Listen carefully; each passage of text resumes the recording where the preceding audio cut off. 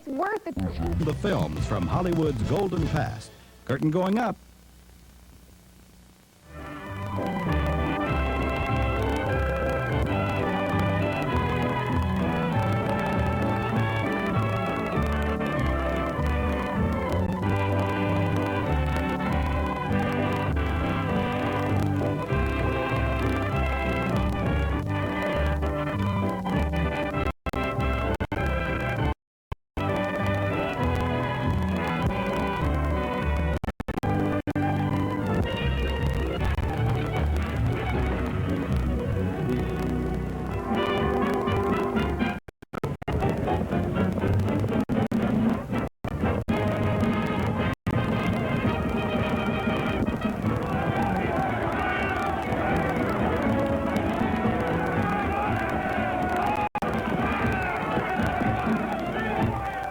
Big show's over, folks, and I'm back in the dressing rooms now to see if I can introduce you to some of the contestants. Wait a minute. This sounds interesting. I'm back in the saddle again.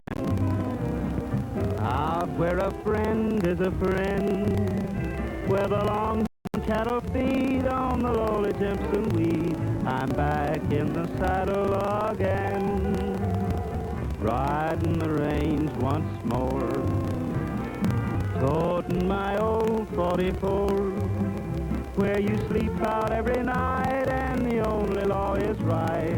Back in the saddle again. Whoopie-tie-I-oh, rocking to and fro. Back in the saddle again. Whoopie-tie-I, I go my way. Back in the saddle again.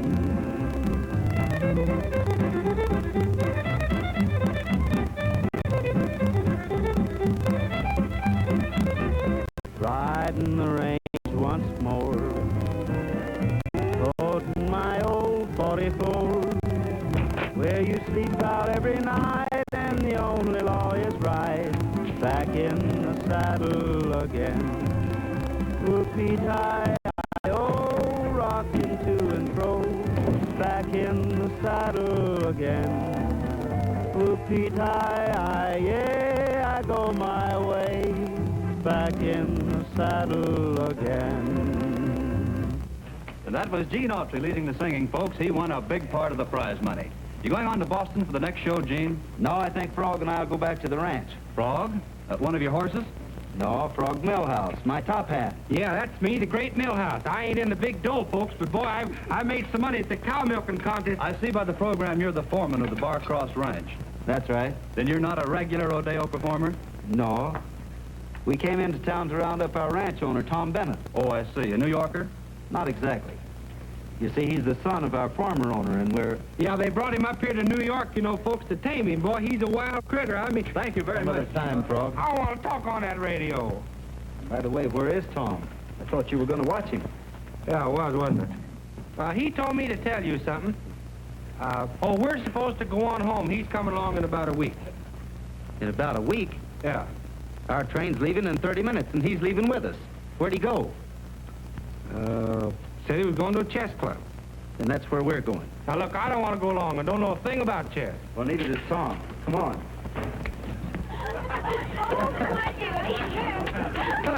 There you are, Corporal. Keep the change.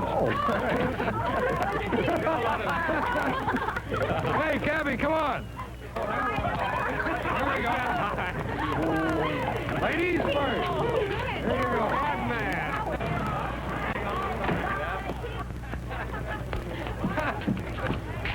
Looks like we got here just in time. Hey, this is cash and carry, buddy. Pay up. Well, I'll have to get the money from my partner. Hi, Tom. Hello, Gene. Come on, hop on. We're making the rounds. We haven't time. The train leaves in 20 minutes, and you're going to be on it. Oh, Gene, we've been all over that before. I don't want to go out to the ranch. You're running it swell, and I'm doing fine here in New York. Yeah, too well. Look, I promised your dad when you were 21 you'd be running the ranch. And how I wish you hadn't. Yeah, and that goes double for me, Frog. Well, anyway, I'm going to get you out there if I have to rope and tie you. Oh, why don't you say that till later, Buffalo Bill? Come on, Tom, you're holding up the parade. Oh, now, wait a minute, Jack. Wait a minute. Yeah, don't talk like that. He is his foreman. Oh, butt out of this, fat boy. You bother me. Hey, wait. Hold on.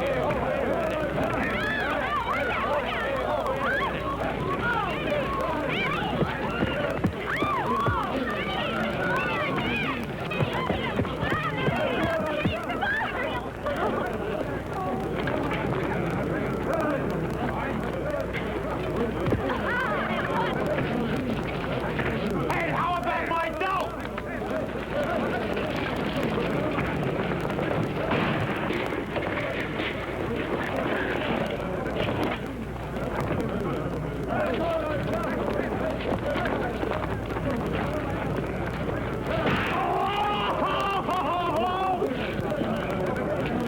You didn't turn that meter off, you city slicker.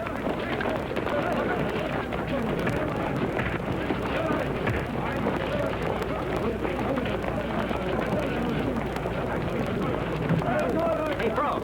Huh? Here, hold it.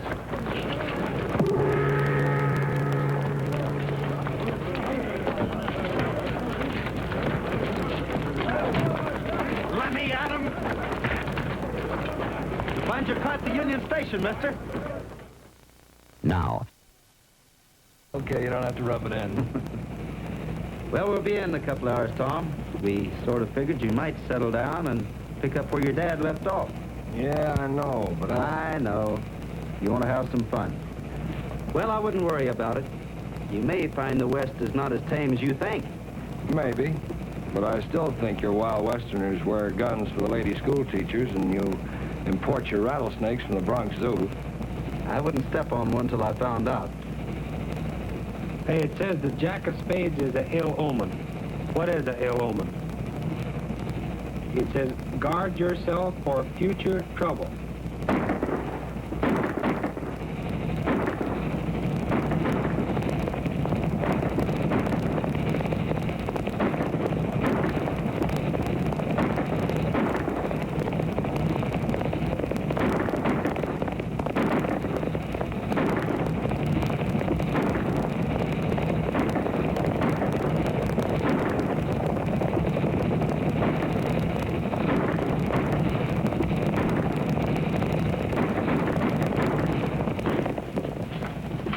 Hello there, Duke. Still riding a hot saddle, huh? Why, hello, Gene. Say, I'm sure glad you were passing by. Those boys take their poker too seriously. Yeah. So I see. Hi, Frog. Hello. Tom, this is Duke Winston. I'm Tom Bennett. Well, I'm glad to know you. Say, I used to play poker. That is, well, I knew your father. Hey, that was some riding. Thanks. Been east? Mm-hmm, New York. Now, you'll like it being back here. I'm beginning to think I will. Hey, mind if I use your bathtub? Sure, go ahead. We'll be in solitude for long. Not much around solitude in your line, is there, Duke? Well, I don't know. My line seems to take in quite a bit of territory. Say, you got a mighty fine foreman. You just stick with him, and he'll keep you right on the straight and narrow.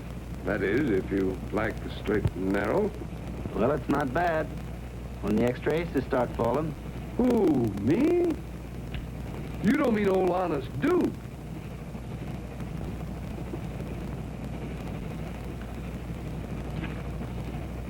The death card.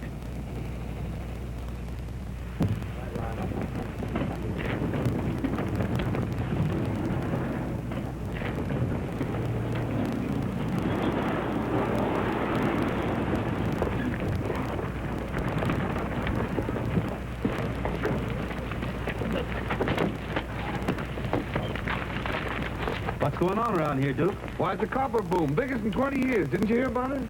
We knew about the mine, but we didn't know it'd come alive. We leave this town for 6 weeks, and look what happened. It's going to be a great town once they get it all unpacked. Good place for us to stay away from. Better mind to teach it, Tom. But if you ever get a chance to come to town, be sure to look me up. You bet I will, Duke. Just look for the spot with the most action, and I'll be right there. Take it easy, boy. He's a great guy, Duke, isn't he? Yeah, in a lot of ways. Well, I think I'll go see about getting our stuff unloaded. Harder.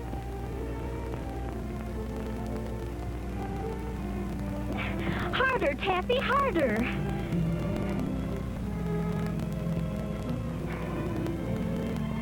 That's the best I can do.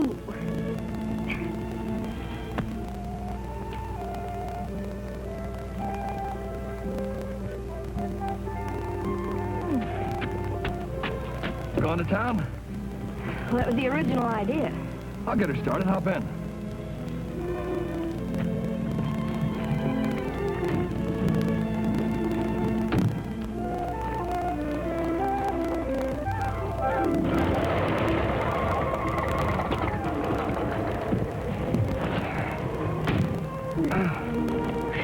That's tough work on an empty stomach. Yeah. Say, mister, do you think they can use any entertainers in this town? Well, I don't know. I haven't been here myself for 15 years. Oh, well, maybe we'll find a job. I will. Taffy? No. Oh, gee, Taffy, I can sing, and I've learned all the routines. No. But look, if they take two of us, they'll have to pay us twice as much. Patsy, I've told you before, show business is no life for a little girl. Not so very much for a big one, either. Just as soon as I can get the money, I'm going to put you back in school. Great place, school. Did you like it? Well, sure. Well...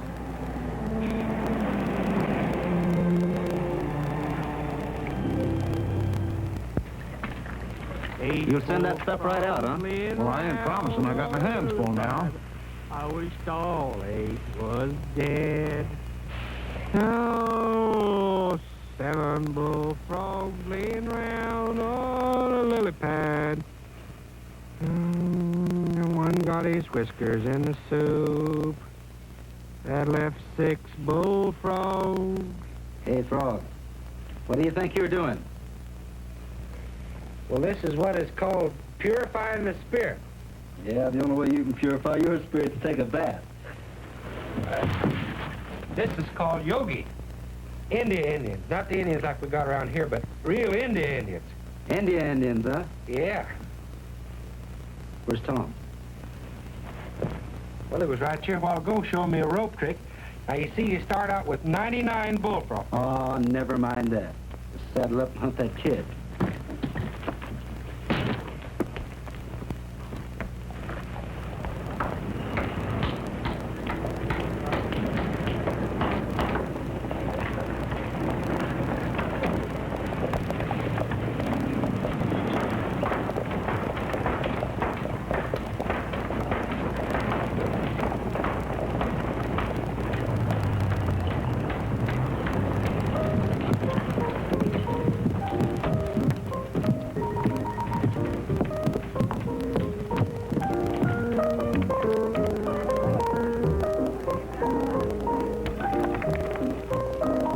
Duke. Why, hello, Blackjack. I had a hunch you'd turn up. Glad to see you. Hey.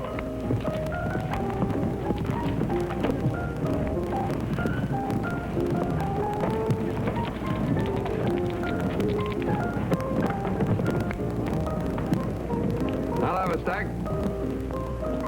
Who's that? Some gambler? Breaking. I don't want any card sharps around here.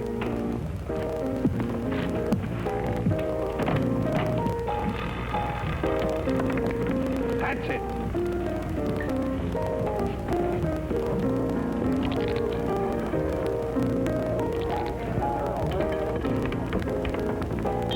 There.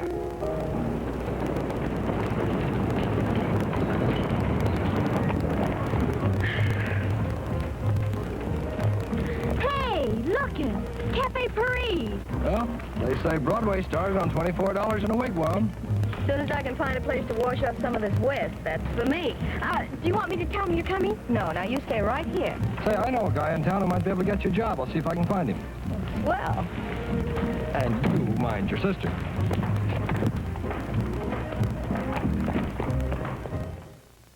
Here's a great home video treasure for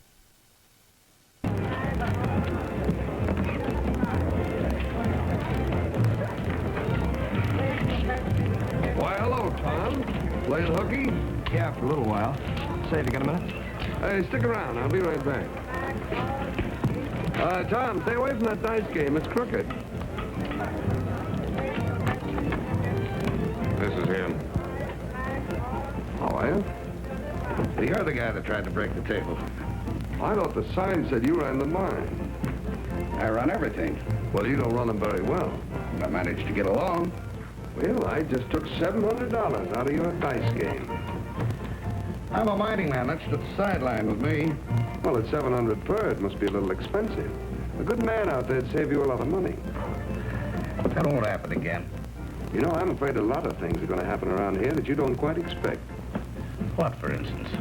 Look, you brought a lot of men in here, mister, and there's a lot more coming every day. If you're not set up for it, this town is going to grow right out from under you. Now, wait a minute. Don't start telling me about mining towns. I spent my life in them. I suppose so.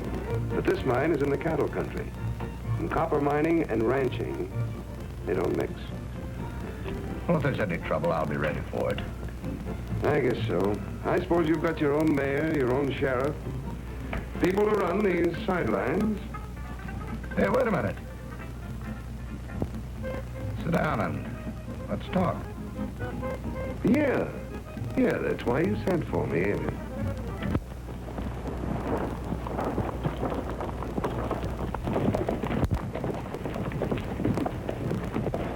Where you reckon he could have got to? Well, there's plenty of places he might have gone.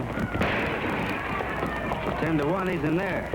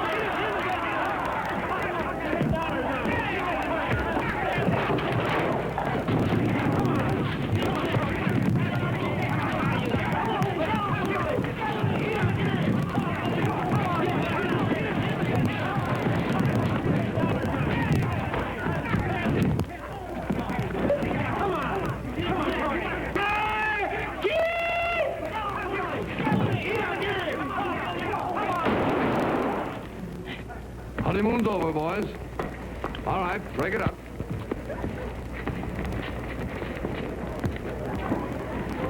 Well, what was it this time? I'll leave you alone a few minutes and you wind up in a barroom brawl with this bunch of rock rabbits. Why, you... What are you trying to do, wreck the joint?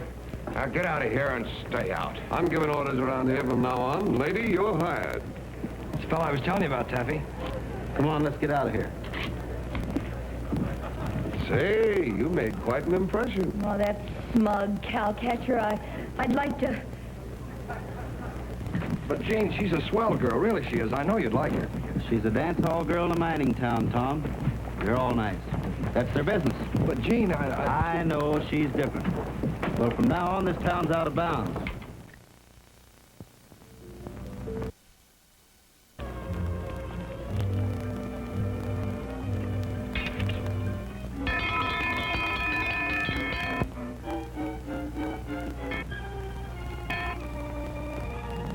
Daylight comes and the cowhands yell, they call out every man.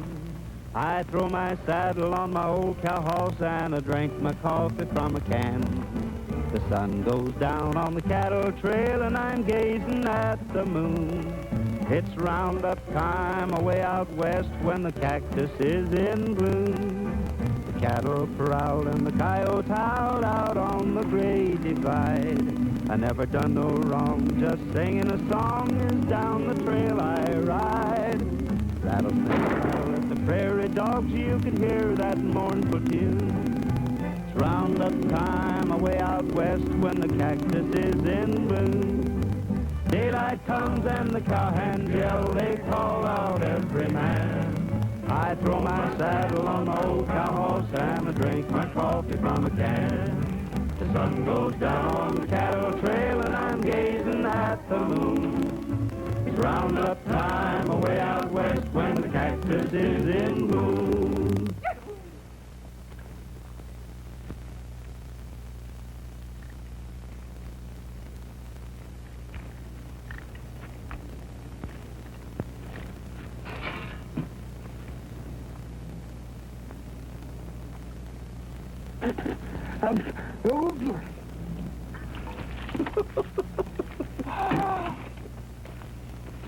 Hello, Tom.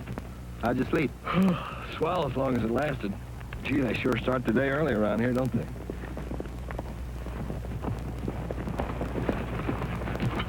Hello, Tex. Found some dead steers down along the stream. We can't seem to figure out what killed them. What? How's your horse, Frog? Now we'll get some action. You better stay here and help the boys with the branding, Tom. Well, if there's going to be trouble, hadn't I better go along, too?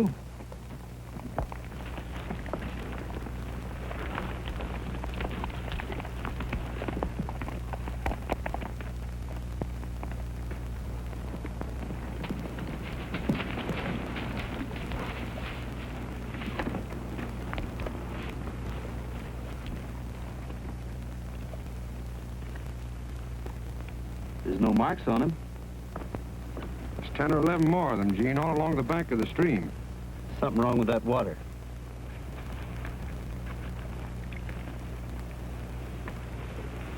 Makes your mouth taste like got a penny in it. Here come some of the ranchers from the valley.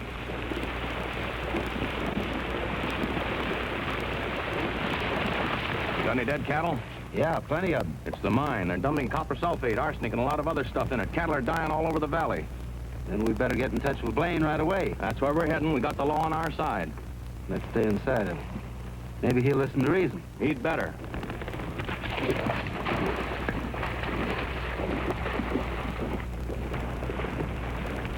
Tex, ride back and tell the boys to keep the cattle moving toward the other side of the range.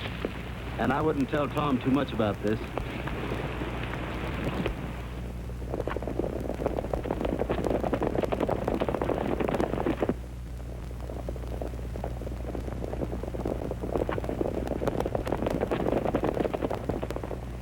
Blaine, that stuff you're dumping in the water is killing stock all over the range.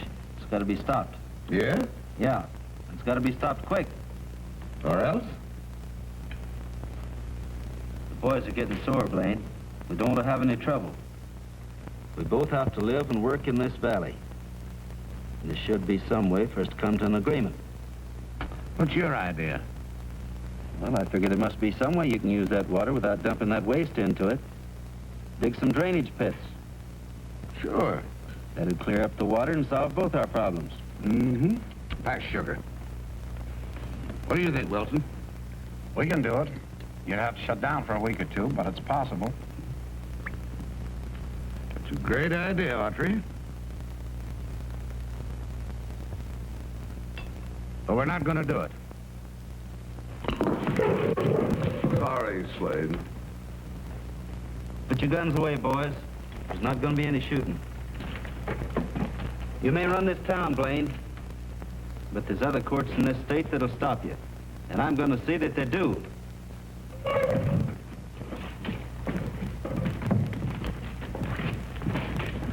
What's all the fuss about? Why don't you build the drainage pits? Now, you listen to me. I got contracts to fill. That vein's rich, and it's coming fast. And while it lasts, I'm not going to stop for anybody or anything. Okay, okay, play it your way, but maybe that Autry won't hold still for you.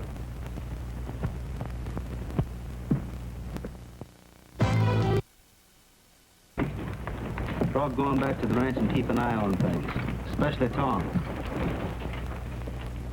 I feel pretty sure you can get an injunction against him, Gene. That'll make him stop production completely until you can go to trial. Oh, that's fine, Judge. When you get to Phoenix, go right to Jeff Rogers. He'll file your suit and get the injunction. You better have him make you a deputy, so you can serve it. I'm fed up.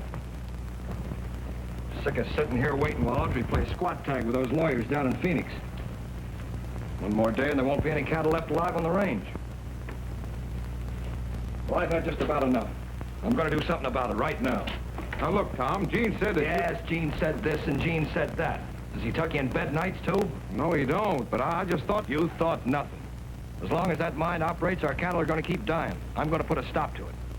What's your idea, Tom? Go over there and close them down. Why not? We got enough men. Now, look, Tom, you know what Gene said. Never mind about Gene. I'm the owner of this ranch. My cattle are dying. You guys are riding for me. Are you coming? I'll go. Okay. Now, look, Tom, you know better than this. You know what Gene's going to say. You better not now. He's crazy. Well, what are you going to do about it? I'm going to do plenty about it. I'm going to ride down to that night train, and Gene better be on it.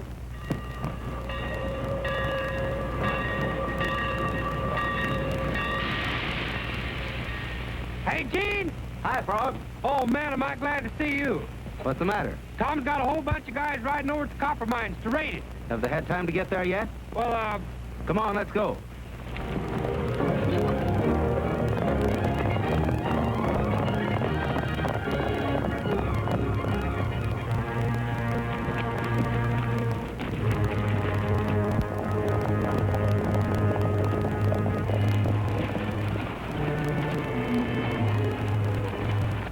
So I'm telling you to shut this mine down until we get this thing settled in court. Another wheel turns and there's going to be trouble, and plenty of it.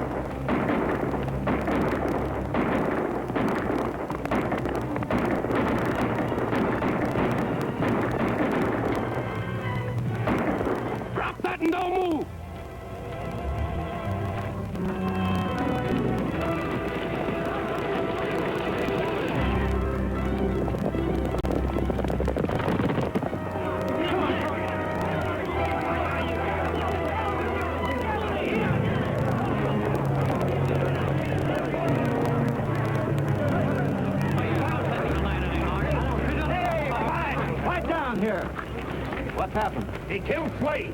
Get the three of them.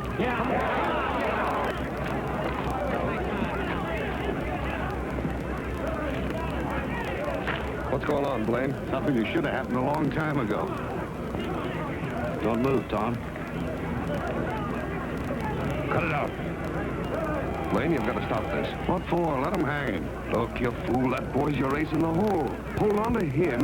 You can do anything you want, legally. Get her over. Come on, okay, we're looking like we kind of want to swing him on right away. Come on, get him. We're leaving, fellas.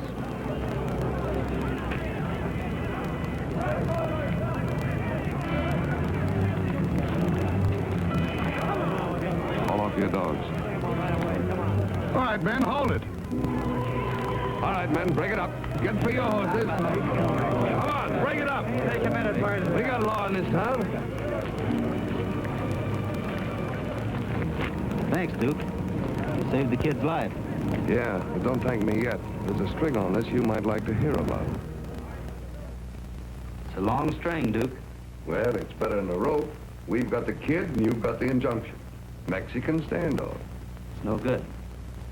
The kid was protecting himself and a wounded man. Maybe. But he'll be tried before my judge and my jury and my witnesses. Now, do you think he'll get off? All right. As long as the boy's safe, I'll hold the injunction. But boy or no boy, you start building the drainage system tomorrow, I'll close you up for good. All right, it's a deal.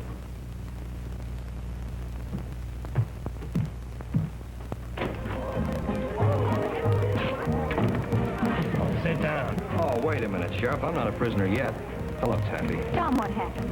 We had a little trouble down at the mine. Yes, I know. Is Gene all right? Sure. He's inside now fixing it up. You think so? Why, certainly you don't think you let me go to jail, do you? I don't know. But until I find out different, you're my prisoner.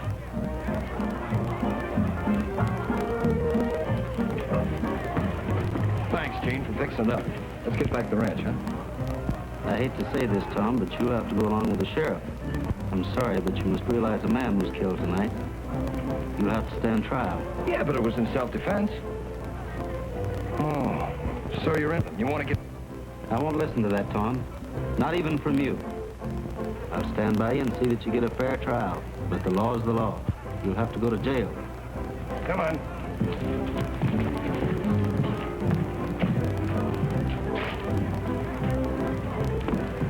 You're not letting them put that boy in jail.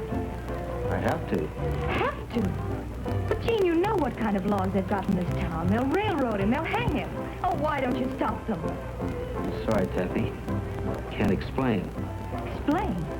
Well, there's nothing to explain. You turned that boy over to a pack of murderers to be tried and hanged.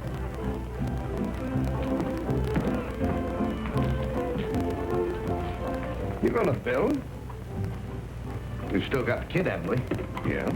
And why should I build any drainage systems? Let the kid lay there till I get ready to try him. Don't ever be alone with yourself, Blaine. You wouldn't like it. If you suffer from...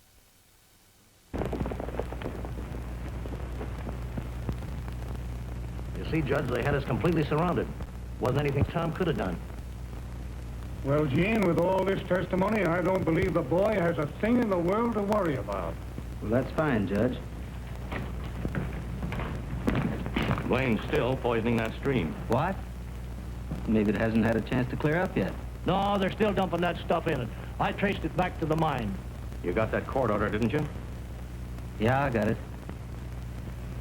But I didn't serve it. What? You didn't serve it? I couldn't, fellas. You see, Tom went off half-cocked last night and led an attack on the mine. Yeah? Shot one of Blaine's men and they're holding him. If I serve it, they'll hang him. Look, Gene, there isn't a square mile of range in this valley that hasn't got dead cattle in it. Those cattle are our lives. There are more of them dying every hour. I know that. But you see, he's been framed. He's just a crazy kid, thought he was helping us. We've got kids too, Gene, and families. That's right. But you're forgetting one thing. When this valley was settled, Tom's father helped you and me and everybody else. Saved your ranches a dozen times. Now you've got to give Tom a chance. How long before the trial comes up? It hasn't been set, but it shouldn't be more than a day or two. All right, then. We'll wait till after the trial's over. 2 days. Then we ride. That's right, right in there and shoot and get shot. That settles everything. 2 days.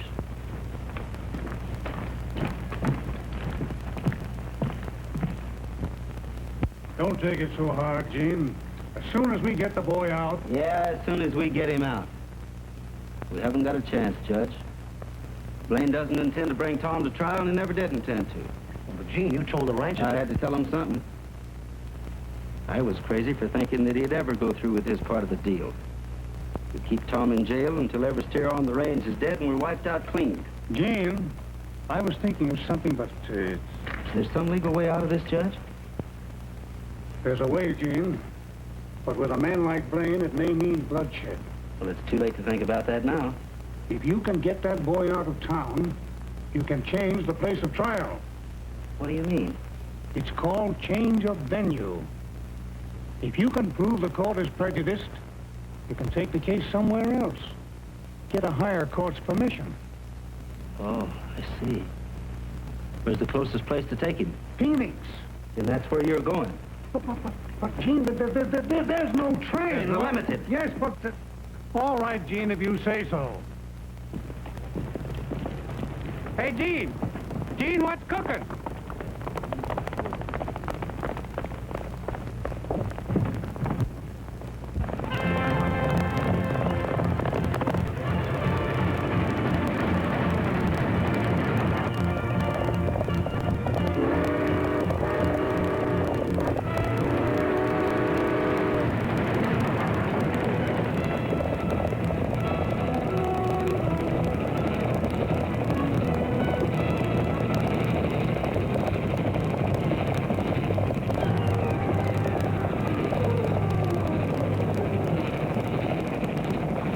You all right, Judge? Fine! I haven't had so much fun since San Juan Hill! So I pass you off now, son?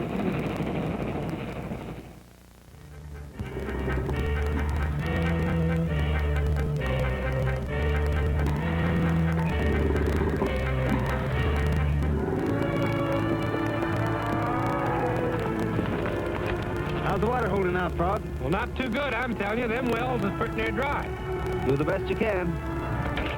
If we don't get some fresh water soon, them cows are going to be dying like flies. Now, I'm telling you.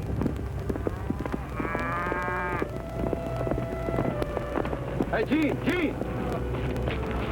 We got a wire from the judge. He says he's got it. He'll be in on the night train. Now we'll get some action. I'm going to pay a call on Mr. Blaine.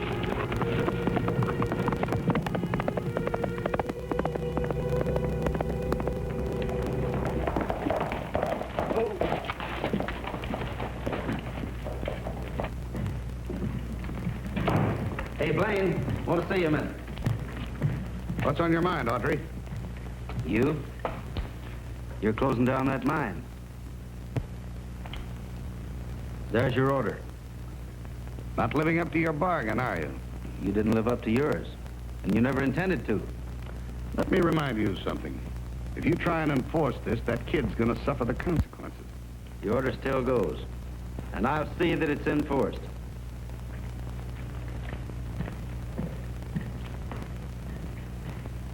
You think he's bluffing, Blaine? I never stopped anything yet because some guy waved a piece of paper in my face. He waved that one right into your pocket. And I got the kid in my pocket, too. So let him bluff all he wants to. He wouldn't go back on that kid in a million years. Like the Axe Network, they...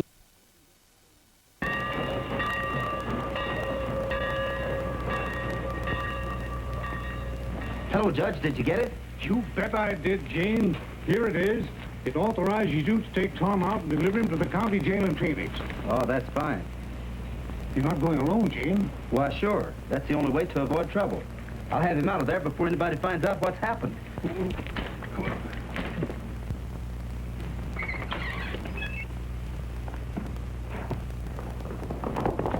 But he just left here. What? Yeah, thanks, Jess. Audrey got some kind of a paper to get the kid out. I knew a man once. Made a lot of money bluffing. He had the cards. Listen, I'm getting tired of your smart remarks. Well, he's got you over a barrel. What are you going to do about it? Plenty. Simpson, get back to your jail. Let Audrey get through, and when he does, turn the kid over to him. What? Give him the kid. How do we know he's got an order? How do we know he isn't engineering a jailbreak? Blaine, you can't do that. What's the matter, Duke? Turning soft? You're just getting yourself in a lot of trouble. Audrey's the leader of the ranchers, and I'm going to get rid of him. Why don't you just give up and start building? I'm building nothing, and I don't want any more of your smart schemes. Look, if Audrey's killed, those ranchers are coming to town. And if they do, I'll be ready for them. Where are you going? Inside. The air's fresher. Watch him, Barrett. Tell Ward to come in here. By a watermill near a rolling hill, my sweetheart waits for me. Down where the river meets the rain.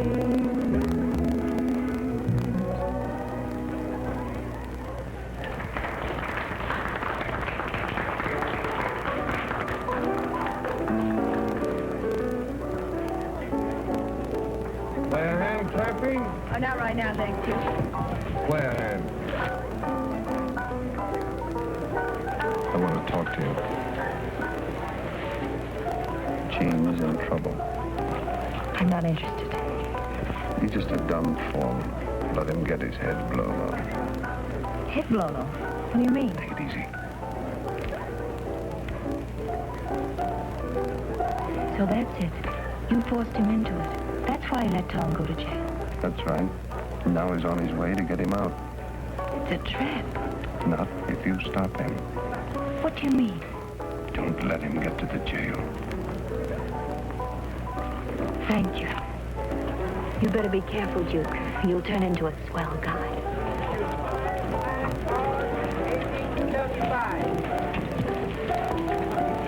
You going out, Miss Taffy? Why, yes, I have to change my costume. Maybe I'd better walk along with you. It ain't safe on the streets at night. Isn't all this gallantry a little sudden?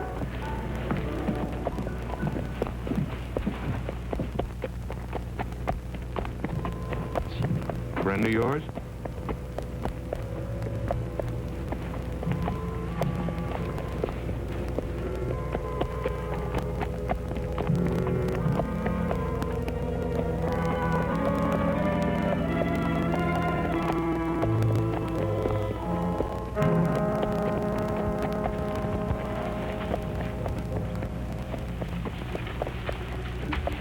Patsy! Patsy!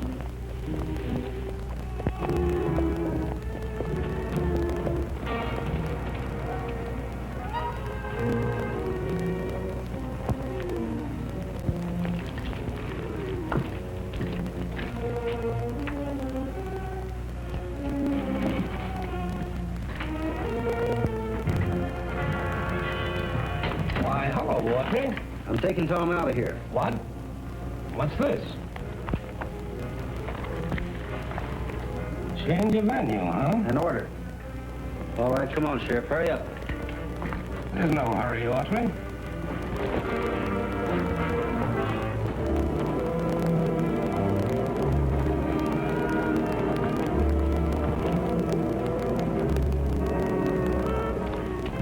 You got plenty of time.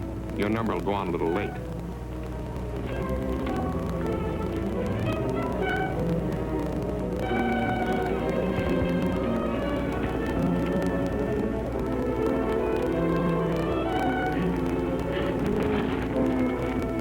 Everything looks okay. All right, come on in, let him out. Well, as long as you've been deputized, Here's the key.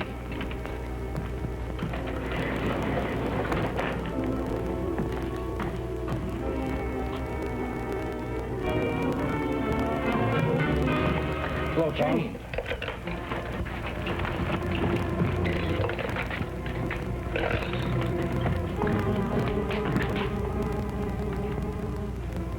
Wonder what happened to that sheriff.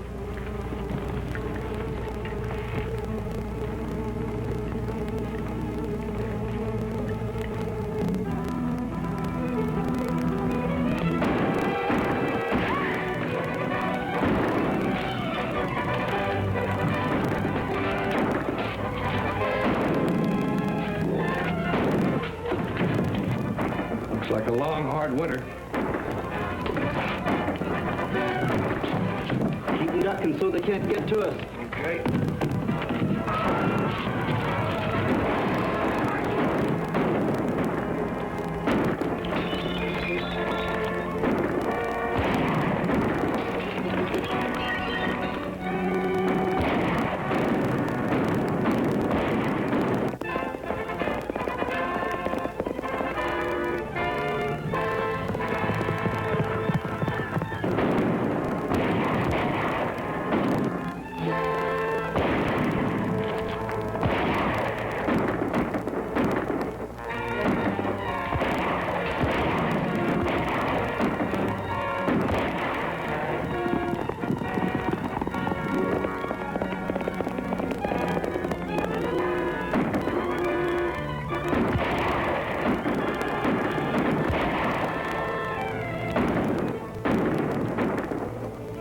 Tell them to keep moving in.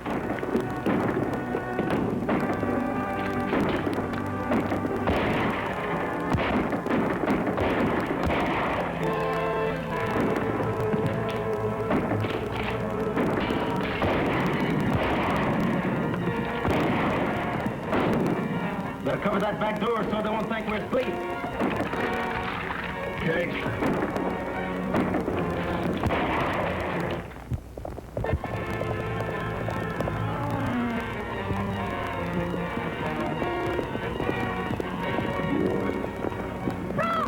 Frog! It's Gene and Tom. They've got them barricaded at the jail. What? How many of them? Thousands of them. They got them surrounded. It'll take more than men and guns to handle this. Start that herd to milling. Come on, boys.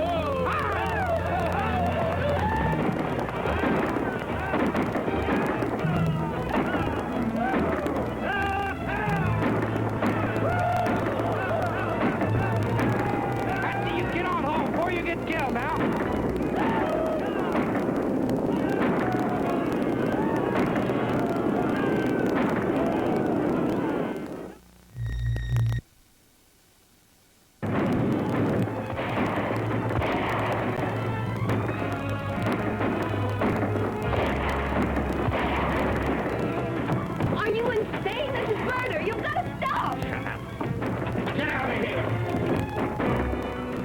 I don't like that. There's a lot of things that you don't like. Yeah, but most of all, I don't like you.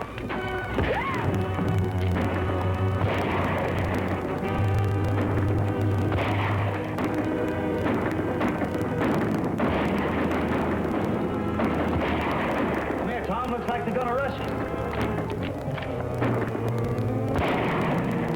Keep them busy, boys. I'm going to see if I can get in the side door.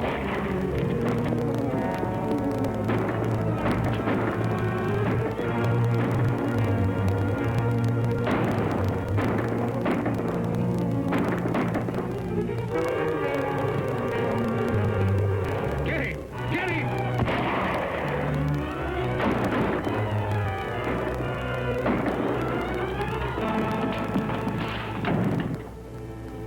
Hey, you're in a tough spot, Gene. They've got the place surrounded. Go back and tell Blaine to keep shooting. I'll give you time to get back across the street. Oh, I think I'll stay. You're crazy. The chance of getting out of here is about 100 to 1. I like long shots. Mind selling me a stack? Okay. Take a window.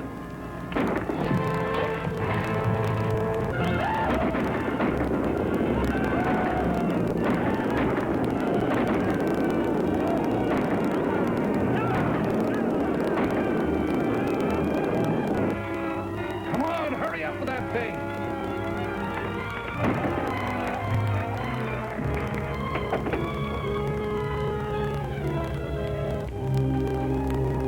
Say, Gene, you know that girl, Taffy? Yeah? She tried to stop you tonight. What do you mean? That injunction. I thought I'd better explain our little deal to her. That make you feel better?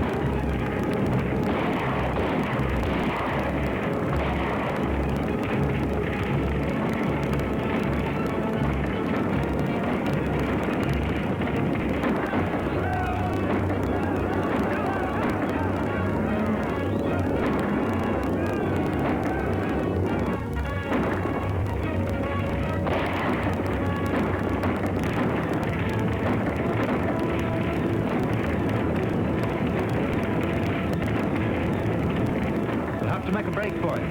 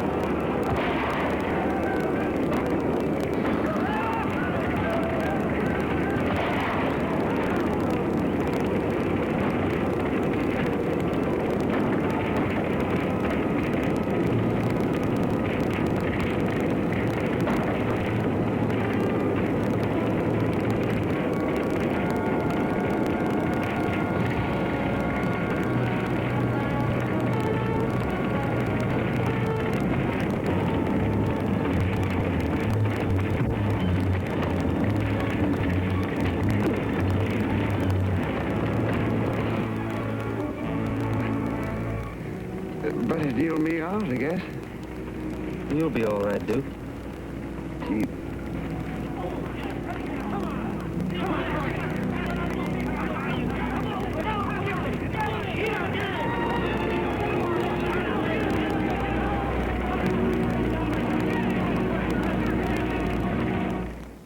I'm back in the saddle again, out where a friend is a friend, where the longhorn cattle feed on the lowly Jimson weed.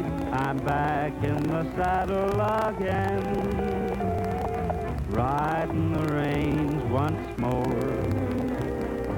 toting my old 44, where you sleep out every night and the only law is right, back in the saddle again. Whoopie-tie-I-O, rocking to and fro, back in the saddle again. Whoopie-tie-I-yeah, I go my way, back in the saddle again. I'm back in the saddle again. Out where a friend is a friend, where the longhorn cattle feed on the lonely Jimson weed. I'm back in the saddle. Not bad. Again. But it ain't Clementine. Riding the range once more. Happy birthday, Tom. The first? Yeah, I know. The first 21 years the hardest. I got it, but I can't stop running, Gene! I can't stop running! Back in the saddle again. Whoopie-tie. What did you get?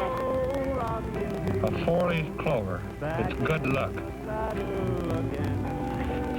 Whoopie-tie-I, I go my way, back in the saddle.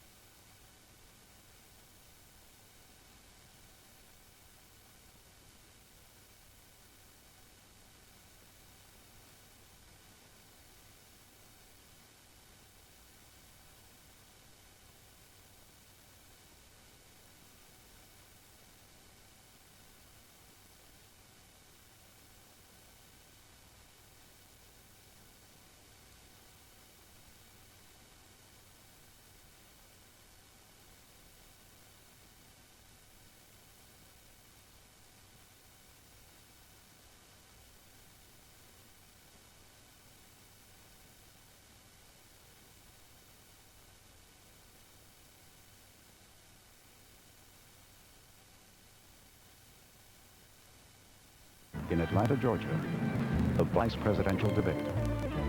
Now reporting from ABC News World Headquarters, Peter Jennings. Good evening and welcome to the second political debate in 2 days. The vice presidential candidates, Dan Quayle, Al Gore, and James Stockdale, Ross Perot's running mate, are gathered and presumably ready there, as you can see, in the Fine Arts Theater at Georgia Tech. Tonight's debate format is intended to be a little more freewheeling than the first debate between Mr. Bush, Mr. Clinton, and Mr. Perot. Yes, there's a single moderator tonight. He's Hal Bruno, who's the political director at ABC News. And the format, unlike that of the first presidential debate, is actually intended to encourage debate.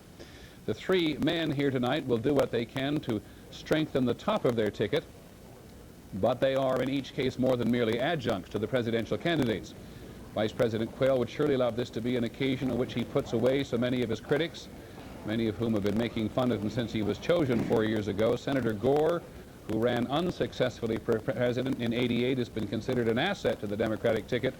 Tonight he's going to have to show that it's a label he deserves. Admiral Stockdale is the unknown tonight and rather enjoying it. Said the moderator is ABC's Hal Bruno, and here they go.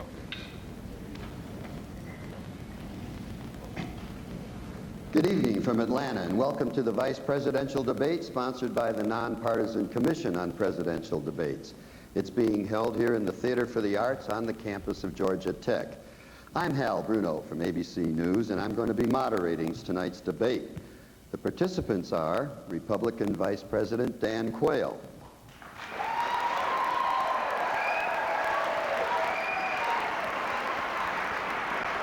Open on it. Democratic Senator Al Gore. As it was with the presidential candidates, the tickets have been given away to their respective supporters, which you'll protect throughout the evening, I suspect. And retired Vice Admiral James Stockdale, who is the vice presidential nominee for independent candidate Ross Perot. Now, the ground rules for tonight's debate. Each candidate will have 2 minutes for an opening statement. I will then present the issues to be discussed. For each topic, the candidates will have 1 minute and 15 seconds to respond.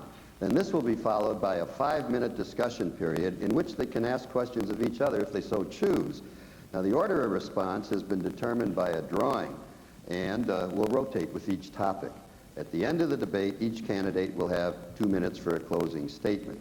Our radio and TV audience should know that the candidates were given an equal allocation of auditorium seats for their supporters.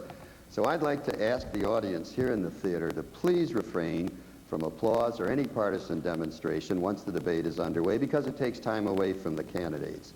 So with that plea from your moderator, let's get started. And we'll turn first to Senator Gore for his opening statement.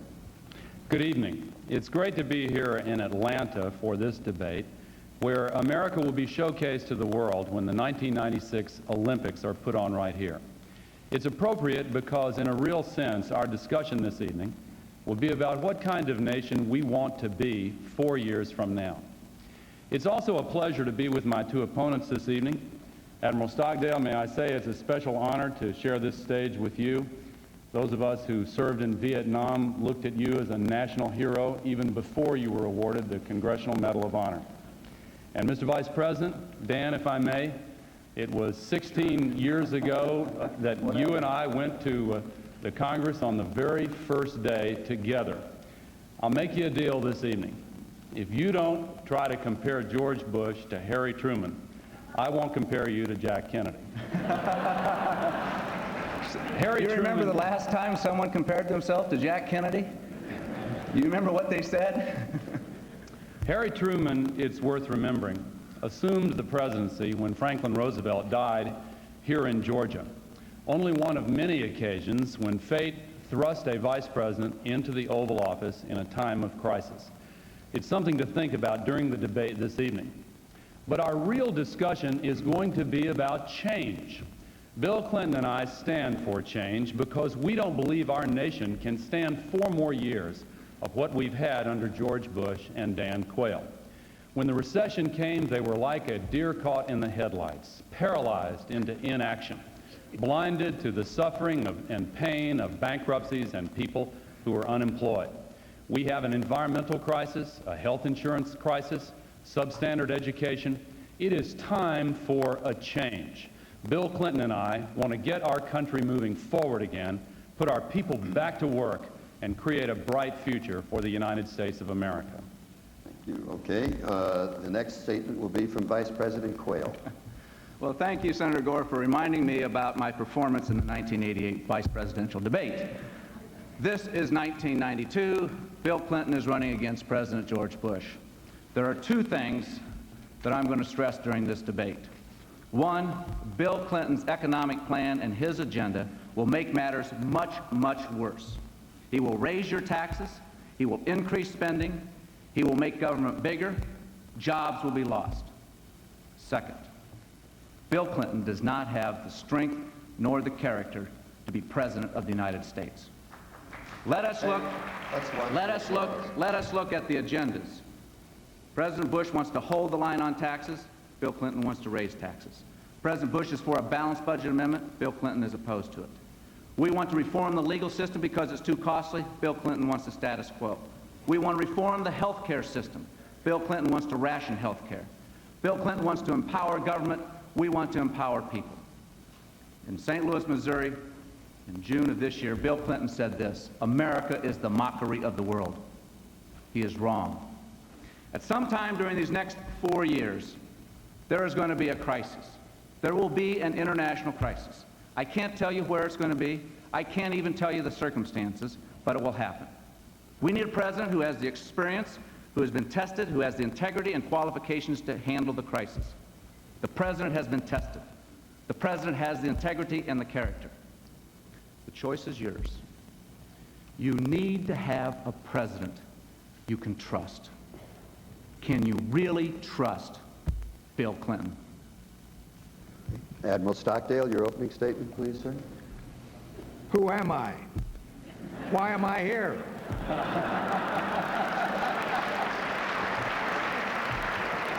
I'm not a politician. Everybody knows that.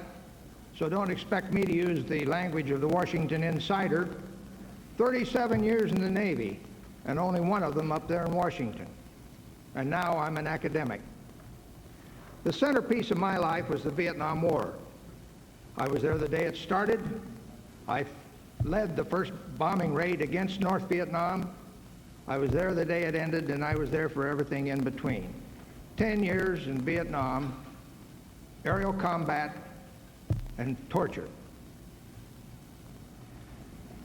I know things about the Vietnam War better than anybody in the world. I know some things about the Vietnam War better than anybody in the world. And I know how governments, how American governments can be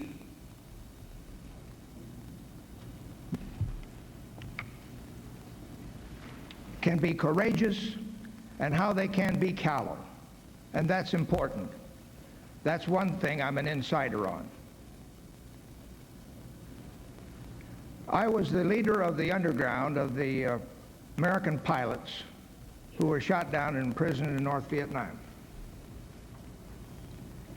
You should know that the American character displayed in those dungeons by those fine men was the thing of beauty.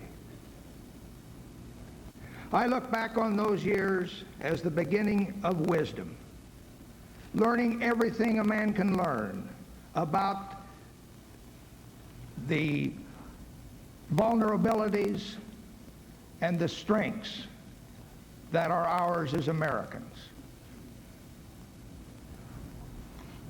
Why am I here tonight?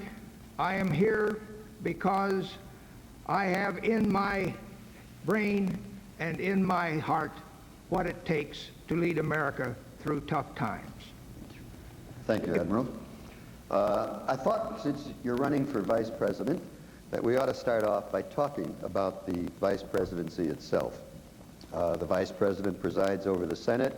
He casts the deciding vote in case of a tie, but his role really depends on the assignments that are given to him by the president.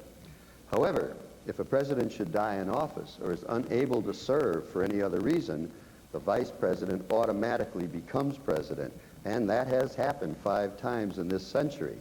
So the proposition I put on the table for you to discuss is this: What role would each of you like to play as Vice President? What areas interest you? And what are your qualifications to serve as President if necessary? In the case of Vice President Quayle, who we're starting with, I suppose you tell us the role that you did play in the first term and what you'd like to do in the second term. Go ahead, sir. Well, then I won't give you that answer. Qualifications. I've been there, Hal. I've done the job. I've been tested. I've been Vice President for 4 years. Senator Gore referred to us being elected to the Congress together in 1976. I've done the job. I've done many things for the President. But even as Vice President, you never know exactly what your role is going to be from time to time. And let me just give you an example of where I was tested under fire and in a crisis. President Bush was flying to Malta in 1989 to meet with President Gorbachev. It was the first meeting between President Bush and President Gorbachev. They had known each other before. A coup broke out in the Philippines. I had to go to the Situation Room. I had to assemble the President's advisors. I talked to President Aquino. I made the recommendation to the President. The President made the decision. The coup was suppressed. Democracy continued in the Philippines. The situation was ended. I've been there, and I'll tell you one other thing that qualifies you for being President, and it's this, Hal. You got to stand up for what you believe in. And nobody has ever criticized me for not having strong beliefs. Admiral Stockdale? My association with Mr. Perot is a very personal one. And as I have stood in and finally taken his running mate position, he has granted me total autonomy. I don't take advantage of it, but I am sure that he would make me a partner in decisions, in making decisions about the way to handle health care, the way to get this economy back on its feet again, in every way. I have not had the experience of these gentlemen, but to be any more specific, but I know I have his trust, and I intend to act in a way to keep that situation alive. Thank you. Senator Gore. Bill Clinton understands the meaning of the words teamwork and partnership. If we're successful in our efforts to gain your trust and lead this nation, we will work together to put our country back on the right track again. The experience that George Bush and Dan Quayle have been talking about includes the worst economic performance since the Great Depression. Unemployment is up, personal income is down, bankruptcies are up, housing starts are down. How long can we continue with trickle-down economics when the record of failure is so abundantly clear? Discussions of the vice presidency tend sometimes to focus on the crisis during which a vice president is thrust into the Oval Office, and indeed 1/3 of the vice presidents who have served have been moved into the White House. But the teamwork and partnership beforehand, and hopefully that situation never happens, how you work together is critically important. The way we work together in this campaign is one sample. Now, I'd like to say in response to Vice President Quayle, he talked about Malta and the Philippines. George Bush is concentrated on every other country in the world. When are you guys going to start worrying about our people here in the United States of America and get our country moving again? Again, I will ask the audience, please do not applaud. It takes time from the candidates. All right. Now we have 5 minutes for discussion. Well, and go ahead, Vice President The answer to that Quayle. is very simple. That we are not going to raise taxes to create new jobs. We have a plan to create new jobs, but that wasn't the question. The question dealt with qualifications. Teamwork and partnership may be fine in the Congress, Senator Gore. That's what Congress is all about: compromise, teamwork, working things out. But when you're President of the United States, or when you're Vice President, you have to fill in like I did at the night of the crisis in the Philippines. You've got to make a decision. You've got to make up your mind. Bill Clinton, running for President of the United States, said this about the Persian Gulf War. He said, had I been in the Senate, I would have voted with the majority if it was a close vote. But I agreed with the arguments of the minority. You can't have it both ways. You have to make a decision. You cannot sit there in an international crisis and sit there and say, well, on one hand, this is okay, and on the other hand, this is okay. You've got to make the decision. President Bush has made the decisions. He's been tested. He's got the experience. He's got the qualification. He's got the integrity to be our president for the next 4 years. Admiral Stockdale, it's your turn to respond next, and then Senator Gore will have his chance to respond. Okay, I thought this was just an open session, this 5-minute thing, and I didn't have anything to add to his, but I will... Well, I'll jump in if you don't... I thought anyone could jump in whenever they wanted to. Okay, whatever pleases you, John, is fine with me. I'll let y'all figure out. But I want Admiral Stockdale's time.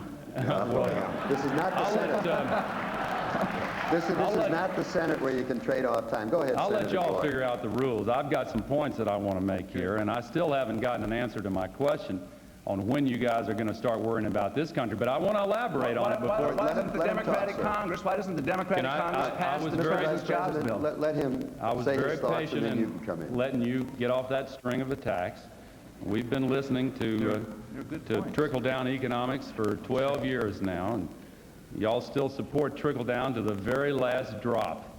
And you know, talking about this point of concentrating on every other country in the world as opposed to the people of our country right here at home, when George Bush took former Secretary of State Baker out of the State Department and put him in charge of the campaign and made him Chief of Staff in the White House, Mr. Baker, who's quite a capable man, said that for these last 4 years, George Bush was working on the problems of the rest of the world, and in the next 4 years, he would target America. Well, I want you to know we really appreciate that, but Bill Clinton and I will target America from day one. We won't wait 4 years before we concentrate on the problems in this country. He went on to say that it's really amazing what George Bush can do when he concentrates. Well, it's time that we had a president like Bill Clinton who can concentrate and will concentrate and work on the problems of real people in this country. You know, our country is in trouble. We simply cannot continue with this philosophy of giving huge tax cuts to the very wealthy, raising taxes on middle-income families the way Bush and Quayle have done, and then waiting for it to work. How much longer will it take, Dan, for trickle-down economics to work in your theory? Well, we're going to have plenty of time to talk about trickle-down government, which you're for. Well, I'd like to hear the answer. But the question is, which you have failed to address, and that is, why is Bill Clinton qualified to be president of the United States? You've talked about Jim Baker. You've talked about trickle-down economics. You've talked about the worst economy in 50 years. You haven't told us one reason why Bill Clinton was qualified to be president of the United States. I'll be happy. I want to go back and make a point. Well, you've asked me a question. If you want to answer my question, I will answer yours. I've made a statement. I have not asked a question. I've made a statement that you have not told us why Bill Clinton is qualified to be president of the United States. I pointed out what he said about the Persian Gulf War. But let me repeat it for you. Here's what he said, Senator. You know full well what he said. You want me to answer your question? I'm making a statement, then you can answer it. All right. Can we give Admiral Stockdale a chance to come in here, please? And again, audience. Here's what he said.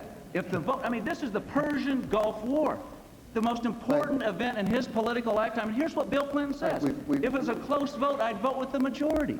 Let's give Admiral Stockdale a chance to come in. That qualifies you for being president of the United States. I hope America is listening very closely to this debate tonight. And I think America is seeing right now the reason this nation is in gridlock.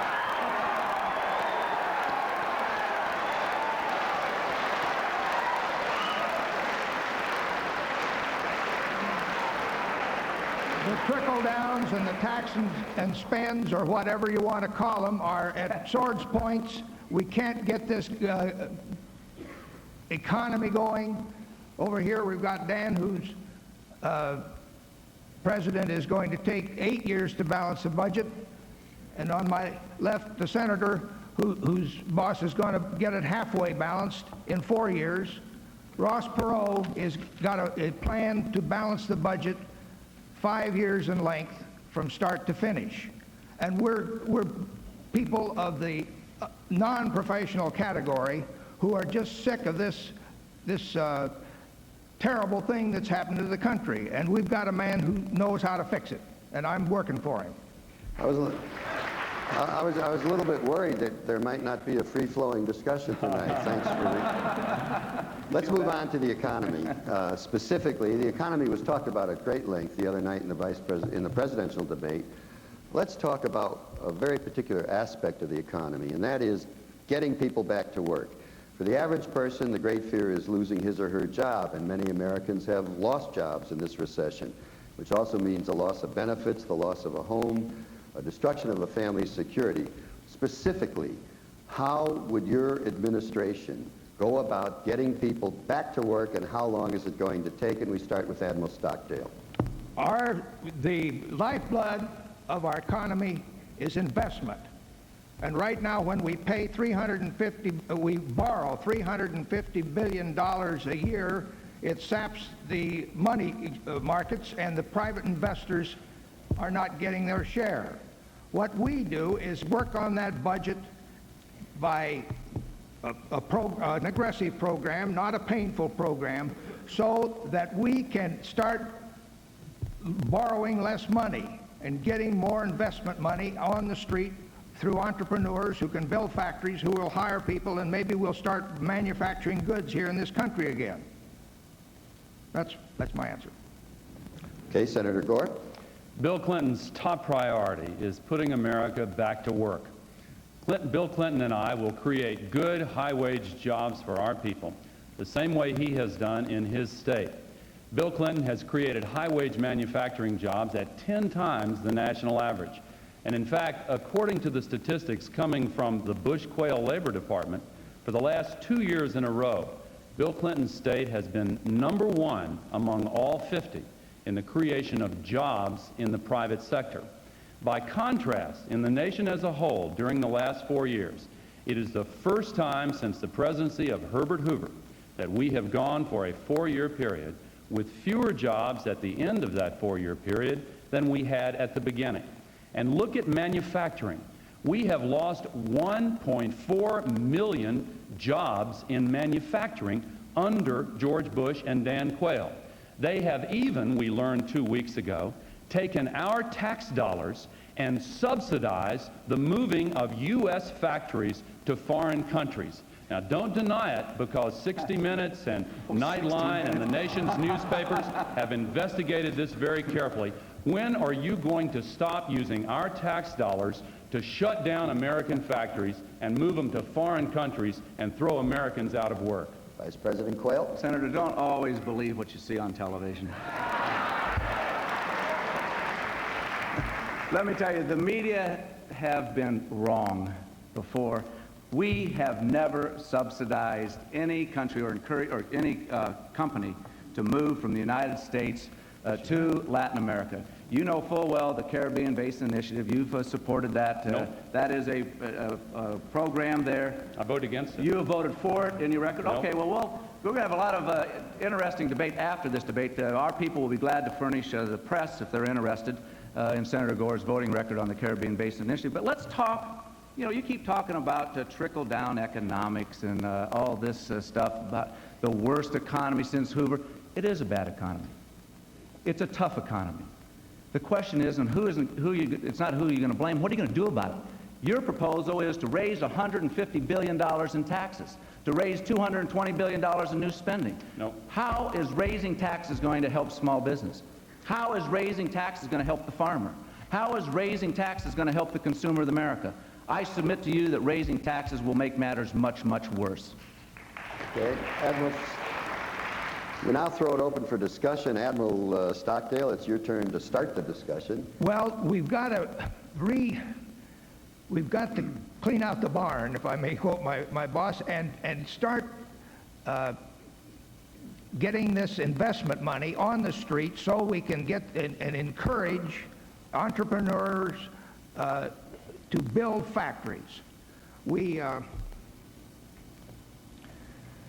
The program is out there. It's a put together thing that requires some sacrifice, but not excessive. And we are willing to move forward in a 5-year clip to put us back where we can start over and get this nation straightened out. Senator Gore? Well, getting people back to work. The difference between the Perot-Stockdale plan and the Clinton-Gore plan is that Ross Perot's plan concentrates almost exclusively on balancing the budget and reducing the budget deficit, And the danger is that if that is the only goal, it could throw our nation back into an even worse recession. Bill Clinton and I have a detailed 5-year budget plan to create good jobs, cut the budget deficit in half, and eliminate the investment deficit in order to get our economy moving forward again.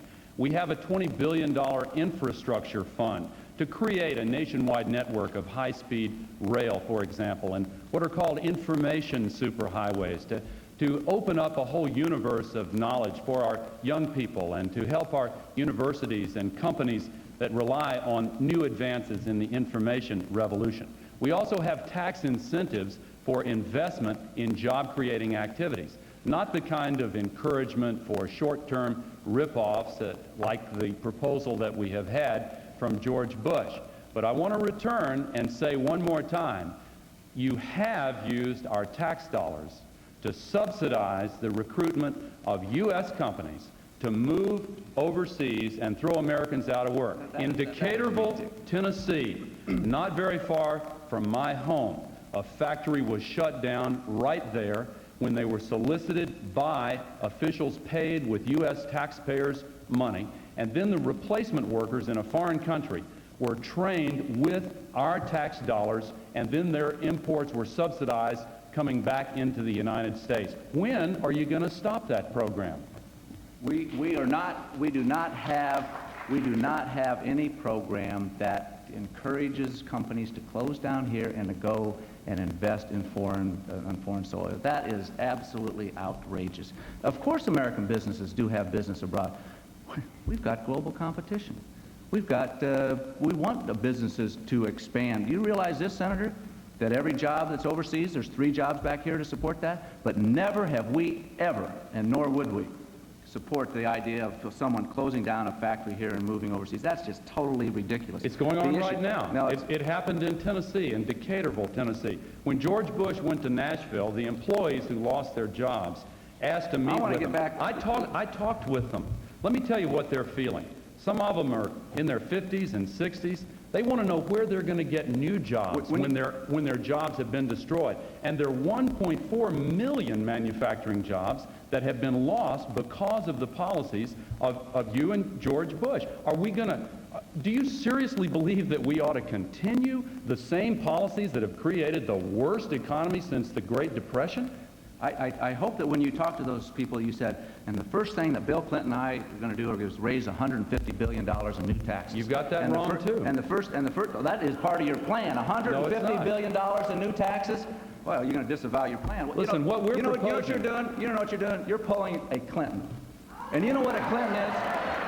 And you know what a Clinton is? A Clinton is what he says he says one thing one day and another thing the next day. You try to have both sides of the issues. The fact of the matter is that you are proposing $150 billion in new taxes. No. And I hope that you talk to the people in Tennessee and told them that you're going to have new taxes. You can say it all you want, but it doesn't make it true. I hope you talked to them about you were going to increase spending at $220 billion. I'm sure what you didn't talk to them about was about how we're going to reform the health care system, like the president wants to do. He wants to go out and to reform the health care system so that every American will have available to them affordable health insurance. I'm sure one other thing that you didn't talk to him about, Senator, and that is legal reform. Because your position on legal reform is the status quo. And yet you talk about foreign competition. Why should an American company have to spend 15 to 20 times on product liability insurance costs compared to a company in Japan or a company in Germany or somewhere else? That's not right. We have product liability reform legislation on Capitol Hill. It will create jobs, and the Democratic Congress won't pass it. Okay. I think it's time to move on to our next topic. All 3 of you gentlemen have some expertise in defense and the armed forces. Vice President Quayle and Senator Gore both served on the Senate Armed Services Committee. Admiral Stockdale, of course, has a very distinguished military career. With the end of the Cold War, everyone agrees that there's going to be major cuts that are already started in the defense budget. But this country has a long history of neglecting its military needs in peacetime, then paying for it with heavy casualties when we're caught unprepared. How much of a defense cut is safe? What happens to the people who are forced to leave the military services, or if they lose their jobs because they're working in defense industries? I think we start with Senator Gore this time. Bill Clinton and I support a strong national defense. He and I have both fought for change within the Democratic Party as well as within the country. In the aftermath of the Cold War, the definition of strong national defense has obviously changed somewhat. For example, George Bush wants to maintain at least 150,000 American soldiers in Europe, even though World War II ended 50 years ago. Bill Clinton and I agree with so many military experts who believe that it is time for the Europeans, who are so much wealthier now and more powerful than they were at the end of World War II, to start picking up a little more of that tab themselves and not rely so exclusively on the United States taxpayers for the defense of Europe. We believe that we can make savings in our defense budget and at the same time improve our national security. Now, for those who are affected by the cutbacks, whether they come from George Bush or Bill Clinton and me, the difference is Bill Clinton and I have a defense conversion program so that those who won the Cold War will not be left out in the cold. We want to put them to work, building an infrastructure and an economy here in this country for the 90s and the next century. Vice President Quayle. We won the Cold War because we invested in national security. We won the Cold War because we invested in our military. We didn't win we won the Cold War because America had the political will and made the right decisions. Yes, we can make the cuts in defense, and we have. Bill Clinton wants to cut the defense another $60 billion. I'd say to the defense workers in California and elsewhere, $60 billion defense cut is going to cut a lot of jobs out. Yes, we are making a conversion, and we can go to a civil space rather than having a defense, or the defense industry. But let me say this. We would not have won the Cold War if we had listened to Senator Gore and his crowd and had supported a nuclear freeze. If you would have supported that attitude, we would not have won the Cold War. We won the Cold War because we invested and we went forward. Okay. Admiral Stockdale, yes, please. thank you. The numbers in terms of the dollar cuts as they stand on our plans now show us almost the same as the Vice President's. But we note that Governor Clinton's plan is almost twice as much a cut as either one of us. I've been through the end of World War II and the surprise beginning of Korea to see how it cost us more money because we overcut the defense budget in the first place. I don't say that. So I think that should be eyed with great suspicion. People that are really kicking the props out from under our grand military establishment prematurely. Now there's other differences between the Perot approach and what we see up here on either side of me, and that has to do with we want to focus our interests, economic and military, more to the Pacific. We figure that we are generally going along with any sort of a troop removal from Europe. So that's still another face of this puzzle. Okay, Senator Gore, would you like to start the discussion period on this topic? I'd like to respond first to you, Admiral Stockdale.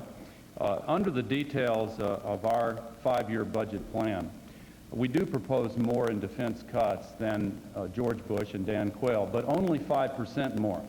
Admiral Crow, who I think was one of your classmates in Annapolis, has endorsed the military portions of our plan, even though he was the chairman of the Joint Chiefs under George Bush, and John White has endorsed the economic aspects of our plan, even though I believe he was the architect of Ross Perot's economic plan. Now, when I heard George Bush say at the convention in Houston that when he heard the phrase, "we won the Cold War," it made him wonder who the "we" was. Well, I want to tell you, President Bush, the "we" is the people of the United States of America. This wasn't a partisan victory that came suddenly a few months after you took the oath of office. This started with Harry Truman, and it was a bipartisan effort from the very beginning. George Bush taking credit for the Berlin Wall coming down is like the rooster taking credit for the sunrise.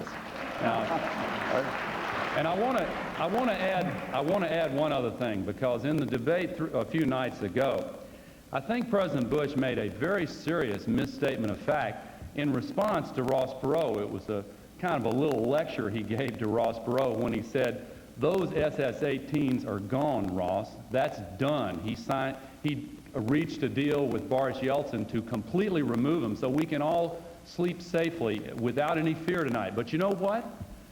They thought they were going to get that deal, but when he took the person in charge of the negotiations out of the State Department and put him in charge of the re-election campaign, the deal unraveled, and now there is no start to deal at all. In fact, there are serious problems. Isn't it a fact, Dan, that every single one of those SS-18s is still there in the silos, and under the START 1 treaty, only half of the silos are supposed to be dismantled, and there is no deal to get rid of the other half. Didn't the President make a mistake there? Vice President Quayle, The President please. does have a commitment from Boris Yeltsin to eliminate the SS-18s. That is a commitment. Is it an agreement? It is a commitment, and well, let's talk about. Well, he said it's done. Let him talk, Senator. Let's lighten up here, Al. Go ahead. Let's talk about getting agreements. You know, the President of the United States doesn't just negotiate with your friends in Congress. The President of the United States deals on the international scene. He's got to deal with the President of Russia. He's got to deal with the Chancellor of Germany, Prime Minister of Britain, President of France, Prime Minister of Japan. He's got to deal with a whole host of leaders around the world. And the leaders sit down and they will negotiate and they will come to agreements with people that they trust. And this is a fundamental problem with Bill Clinton, is trust and character. It is not the issue of how he avoided military service 20-some years ago. It's the fact. It's the fact that he does not tell the truth about it. He first said he didn't get an induction notice, then we find out that he did. He said he didn't have an ROTC slot, then we find out he did. He said he didn't use Senator Fulbright's office for special influence, then we find out that he did. These are inconsistencies. Bill Clinton has trouble telling the truth, and he will have a very difficult time dealing with somebody like President Yeltsin or Chancellor Kohl or Prime Minister Major or President Mitterrand, because truth and integrity are prerequisites to being President of the United States. I want to respond to that.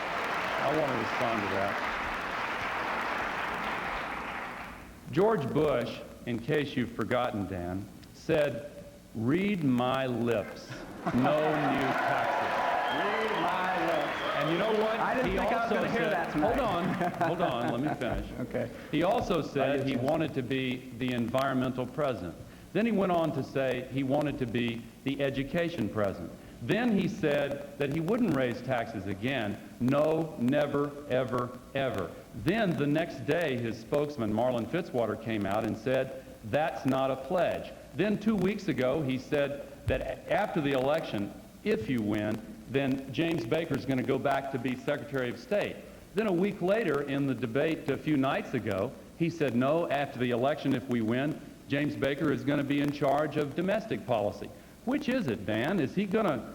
What's your role in this going to be? Well, we'll have to move on to another topic. No, I'm sorry, Mr. Vice President. No, I don't have time to respond to that? You'll get plenty of chance to respond, so don't worry. I was, okay. You're the moderator. I was under the assumption that when they did it like that, we you ran had out a of chance to time. respond. According to the agreement, it's time to move on, and I want to stick to the agreement. You got the last word on that, but we'll come back to it. But you'll have a chance. I can see what's happening here. We throw out the topic, and then we drift, but that's okay, because I think it's making for a healthy exchange. The only thing I would ask... I'm enjoying it. The only thing I would ask of you, gentlemen, is when we get to the discussion period, whoever talks first, be considerate of the others, because you have a tendency to filibuster. Okay, let's go on. Look over there. Okay. I'm not pointing any fingers.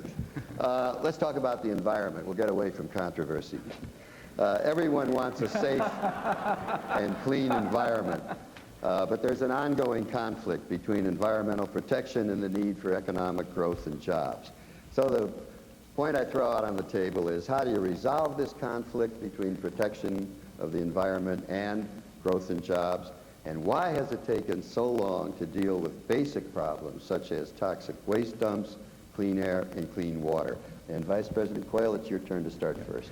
Hal, that's a false choice. You don't have to have a choice between the environment and jobs. You can have both. Look at the President's record. Clean air legislation passed the Democratic Congress because of the leadership of George Bush. It is the most comprehensive Clean Air Act in our history. We are firmly behind preserving our environment, and we have a good record with which to stand. The question comes about what is going to be their position when it comes to the environment. I say it's a false choice. You ought to ask somebody in Michigan, a UAW worker in Michigan, if they're thinking increasing the CAFE standards, the fuel economy standards to 45 miles a gallon is a good idea. 300,000 people out of work. You ought to talk to the timber people in the Northwest, where they say that, well, we can only save the oil, forget about jobs. You ought to talk to the coal miners. They're talking about putting a coal tax on. They're talking a tax on utilities, a tax on gasoline, home heating oil, all sorts of taxes. No, Hal, choice isn't the environment and jobs. With the right policies, prudent policies, we can have both. Admiral Stockdale. I read Senator Gore's book about environment, and I don't see how he could possibly pay for his proposals in today's economic climate.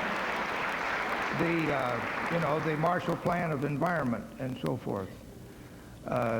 And also, I'm told by some experts that the things that he fears most may not be all that dangerous, according to some scientists. You can overdo, I'm told, environmental cleaning up. If you purify the pond, the water lilies die. I love this planet, and I want it to stay here, but I don't like to have it the private property of fanatics that want to overdo this thing. Senator Gore.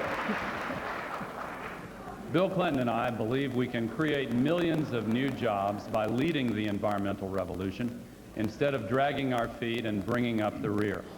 You know, Japan and Germany are both openly proclaiming to the world now that the biggest new market in the history of world business is the market for the new products and technologies that foster economic progress without environmental destruction. Why is the Japanese business organization, the largest one they have, the Keidan-Ren, arguing for tougher environmental standards than those embodied in U.S. law? Why is MITI, their trade organization, calling on all Japanese corporations everywhere in the world to exceed by as much as possible the environmental standards of every country in which they're operating? Well, maybe they're just dumb about business competition, but maybe they know something that George Bush and Dan Quayle don't know, that the future will call for greater efficiency and greater environmental efficiency. This is an issue that touches my basic values. I'm taught in my religious tradition that we are given dominion over the earth, but we're required to be good stewards of the earth, and that means to take care of it. We're not doing that now under the Bush-Quayle policies. They have gutted the Clean Air Act. They have broken his pledge to be the environmental president. Bill Clinton and I will change that. Okay, discussion period now. Again, leave time for each other, please. Vice President Quayle, go ahead. Well, I'm tempted to yield to Admiral Stockdale on this. But the fact of the matter is that one of the proposals that Senator Gore has suggested is to have the taxpayers of America spend $100 billion a year on environmental projects in foreign countries. Just not foreign true. aid. Just Senator, not true. it's in your book on page 304. No, it's not. It is No, it's there. not. It is No, in it's your not. book. You know, Hal, I wanted to bring the Gore book tonight because I figured he was going to pull a Bill Clinton on me, and he has, because he's going to disavow what's in his book. It's in your book. No. It comes out to $100 billion of foreign aid for environmental projects. Let's give him now, a chance to answer. How are we going to pay for it? How are we going to pay for an extra $100 billion of the taxpayers' money for this? Dan, I appreciate you reading my book very much, but you've got it wrong. No, I've got it right. There's no such proposal. There is no such... Okay, well, we'll find let him talk, Mr. Vice President. Let the senator talk. Go ahead.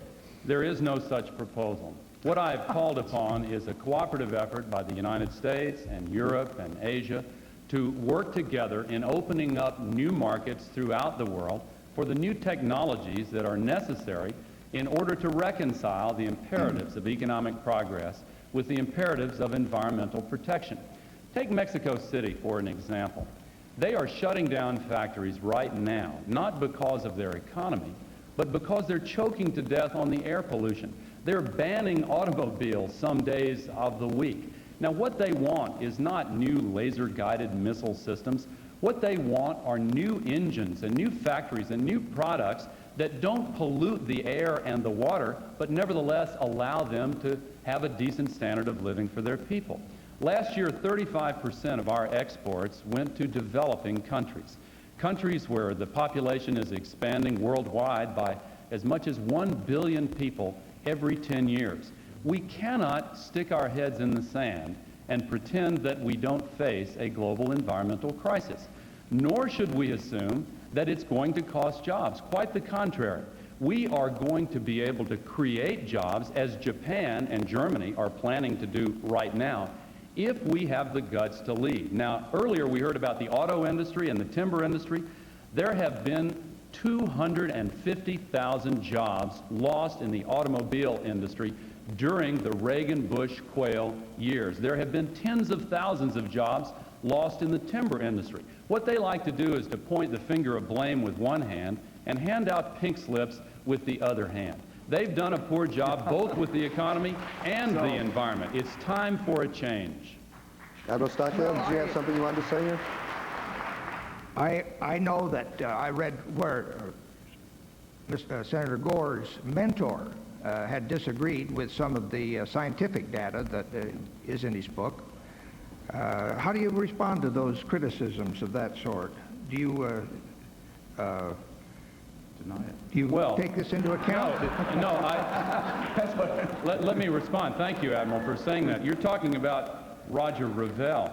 His family wrote a lengthy letter saying how terribly he had been misquoted and had his remarks taken completely out of context just before he died. He believed up until the day he died. No, it's true. He died last year. Please. And just before he died, he co-authored an article which had statements taken completely out of context. In fact, the vast majority of the world's scientists, and they have worked on this extensively, believe that we must have an effort to face up to the problems we face with the environment. And if we just stick our heads in the sand and pretend that it's not real, we're not doing ourselves a favor. Even worse than that, we're telling our children and all future generations that we weren't willing to face up to this obligation. I believe that we have a mandate to try to solve this problem, particularly when we can do it while we create jobs in the process. Go ahead, Mr. Vice President. There's still time. Yeah. Not much. I know it. We got to have a little equal time here now, Hal. In the book, you also suggest taxes on gasoline, taxes on utilities, taxes on carbon, taxes on timber. There's a whole host of taxes, and I don't believe raising taxes is the way to solve our environmental problems. And you talk about the bad situation in the auto industry. You seem to say that the answer is, well, I'll just make it that much worse by increasing the CAFE standards. Yes, the auto industry is hurting. It's been hurting for a long time. And increasing the CAFE standards to 45 miles per gallon, like you and Bill Clinton are suggesting, will put, as I said, 300,000 people out of work. Okay, let's move on now. I would like to remind the audience of one thing. Trying to stop you from applauding may be a lost cause. I didn't say anything about hissing, but I do think it is discourteous. And there's no call for that, and it reflects badly on the candidate you're supporting. So let's knock that off. Let's go on to health care. Health care protection has become a necessity of life in our society. Yet, millions of Americans are not insured, and the cost of medical treatment is practically out of control. How do you propose to control these costs, and how are you going to provide access to health care for every American? Let's see, whose turn is it to go now? I think it's Admiral Stockdale's turn. Go first. Go ahead. Well, We have excellent technical health care, but we don't administer it very well. And the escalating costs top any other budget danger in on the horizon, I think.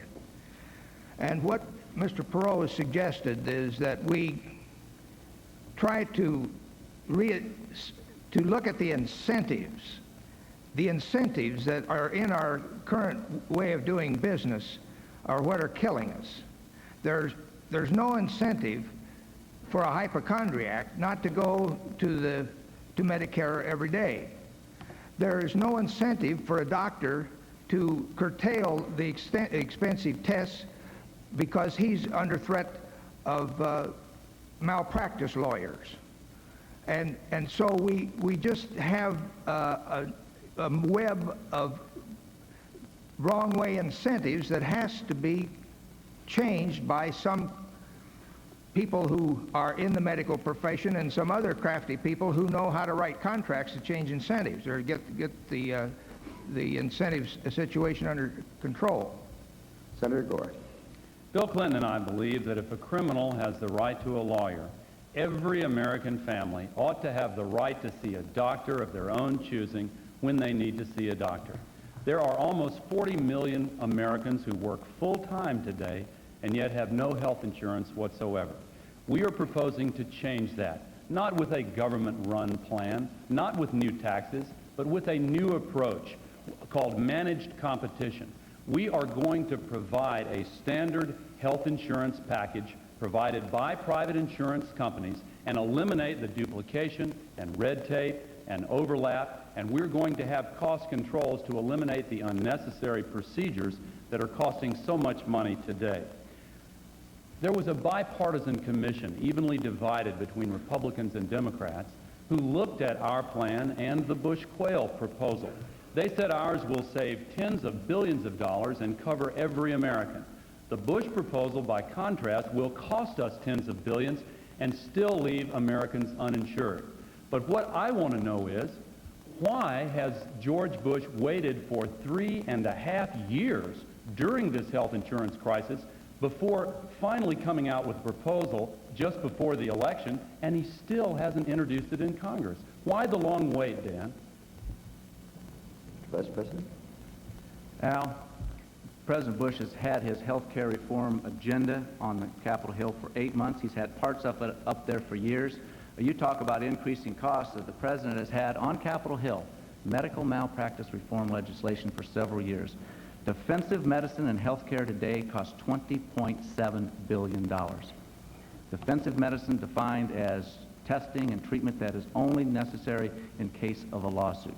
Wouldn't that be nice to take $20.7 billion that we're putting into our legal system and put it to preventive health care or women's health care or something else besides trial lawyers?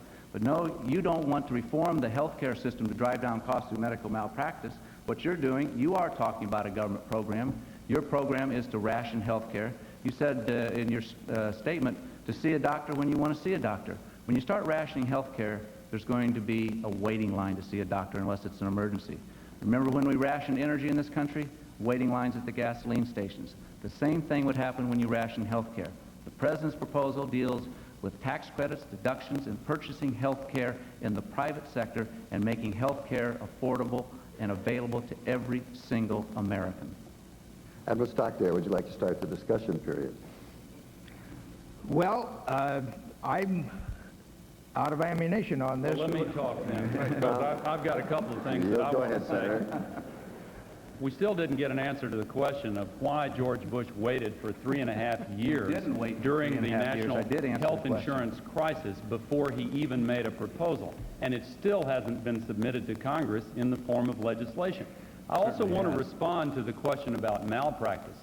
Do you know which state has the lowest malpractice premiums in the entire country?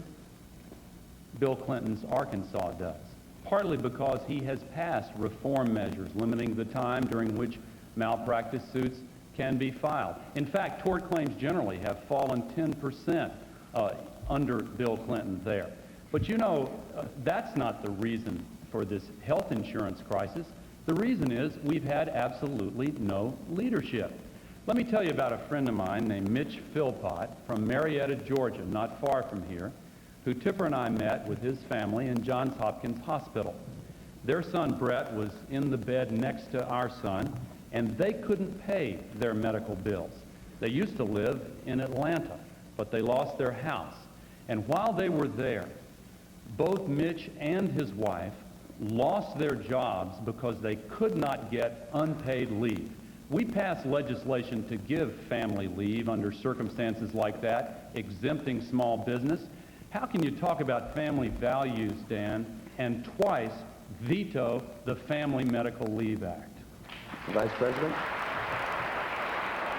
Pass our Family Leave Act, and because it goes to small businesses, where the major problem is your proposal excluded small business. That's the problem. Now let me talk about health care. Did you require it?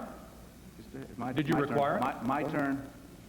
Did you require family? Lighten up, Al. My turn. It's a free discussion. Take a breath, Al. Inhale.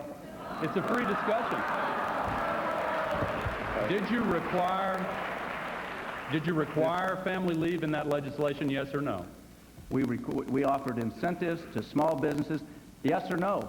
Were small business exempted under your proposal? Yes. Yes, and that's where the biggest problem is. Did you require it of anyone? I'm going to get back to the topic Did you again require it of because anyone? he obviously doesn't want to talk about health insurance or health care, which you addressed. I was absolutely, I guess I shouldn't say that. Another Clinton. You pulled another Clinton on me because here you go again. Medical malpractice legislation has been before the Congress of the United States, and you try to convince the American people that Bill Clinton is for tort reform. The biggest campaign contributors to your campaign are the trial lawyers of America. We have a letter, and we're going to release it again to the media if the media is interested, where the head of the trial lawyers of Arkansas said that Bill Clinton was basically in their back pocket, that Bill Clinton has always opposed tort reform of any kind. It's in the letter. We have it. We'll make it available because Bill Clinton is not for tort reform. I'd like to know where Bill Clinton stands on health insurance. When he was campaigning in New Hampshire, he says, I am for the pay-or-play health insurance.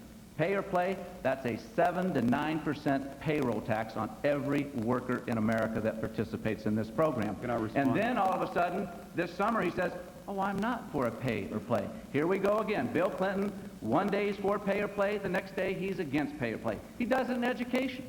He writes Polly Williams, a Democrat state legislator in Milwaukee, Wisconsin, saying, I'm for choice in education. Then he goes to the NEA Teachers Union and says, sorry, I'm not for choice in education because you won't let me be for choice in education. One time Bill Clinton says, term limits. We ought to limit terms. It's ridiculous that a member of Congress can serve for 30, 40, 50 years and you limit the terms of the president, but that's another subject. We're fixing to limit one. Yeah.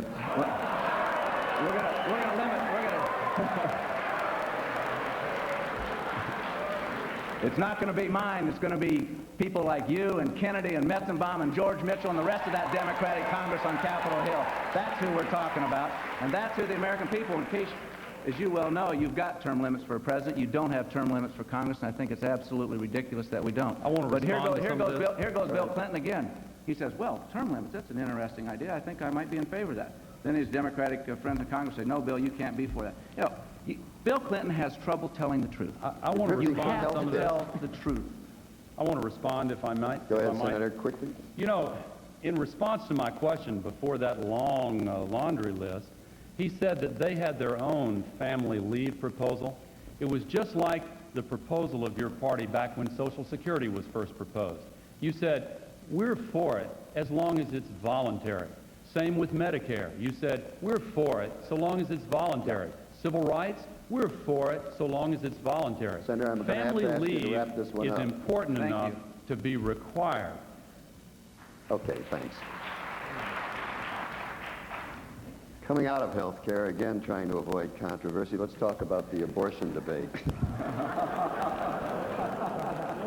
Abortion rights has been a bitter controversy in this country for almost 20 years. It's been heightened by the recent Supreme Court decisions. So I'll make it very simple in this question. Where do each of you stand on the issue? What action will your president's administration take on the abortion question?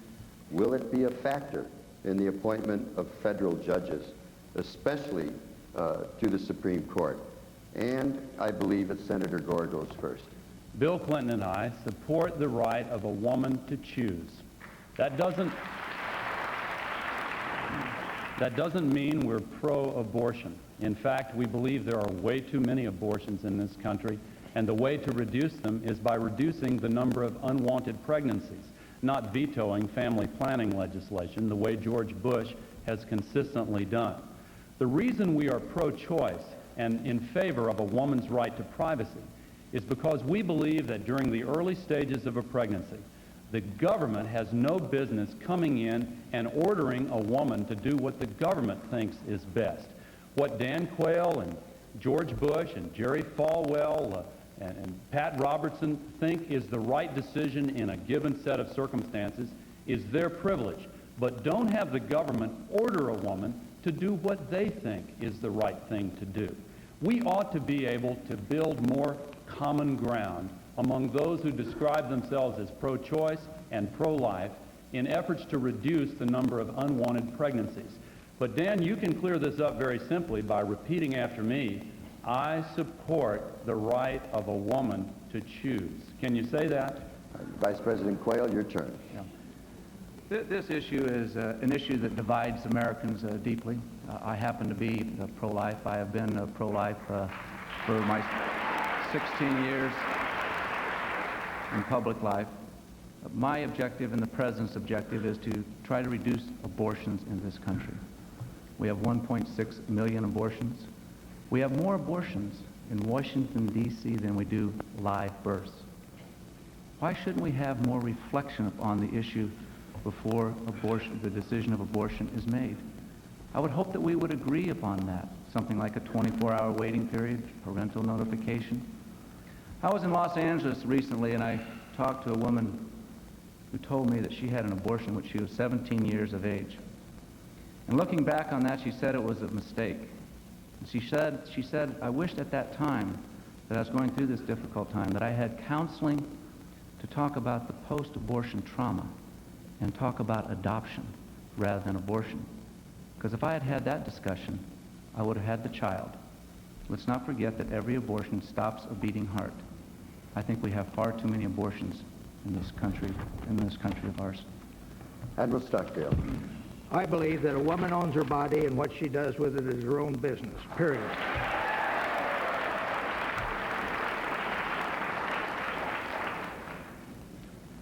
Period. That's it.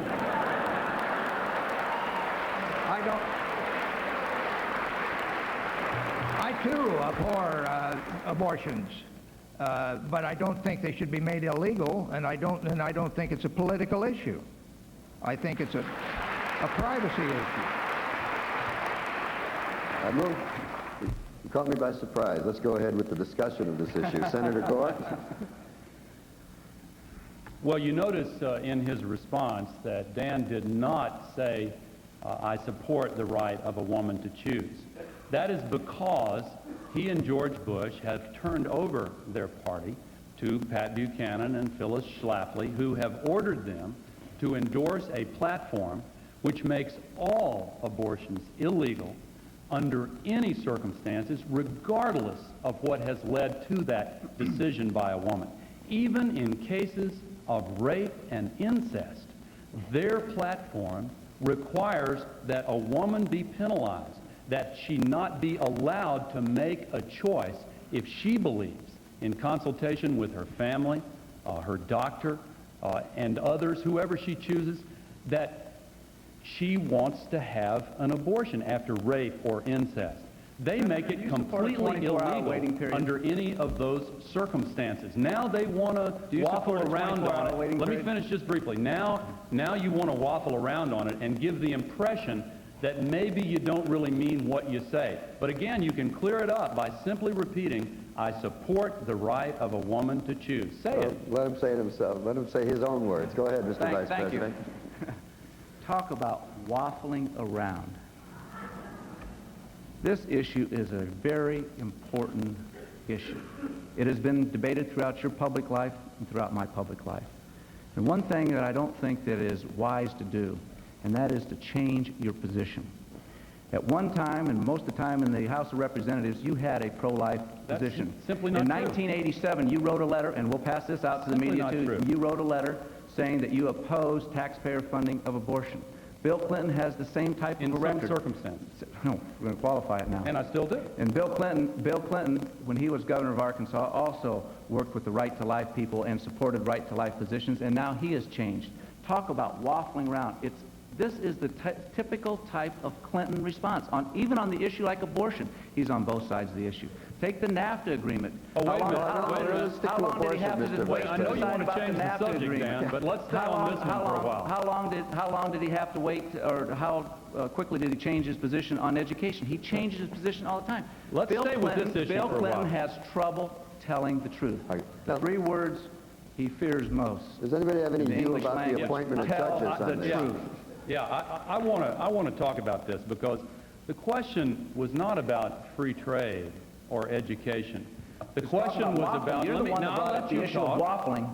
Dan, and he has I'll waffled let on you the abortion talk. issue. Let me talk now. It's going to be a long evening if you're like this now because No, it's not. don't change the subject. Don't change the subject. Because what you have done. Answer my questions. On the 24-hour waiting period, do you support that? I have had the same position on abortion in favor of a woman's right to choose. Do you support a woman's right to choose? Do you support a 24-hour waiting period to have You're still avoiding the question. Now, wait a minute. Let me tell you why this is so important. There are millions of women in this country who passionately believe in the right of a woman to privacy. And they want to stack the Supreme Court with justices who will take away the right to privacy. Make no mistake about it, that is their agenda. And if you support them, don't be surprised that that is exactly what they want to do. And that is why Dan Quayle refuses to say this evening that he supports the right of a woman to choose.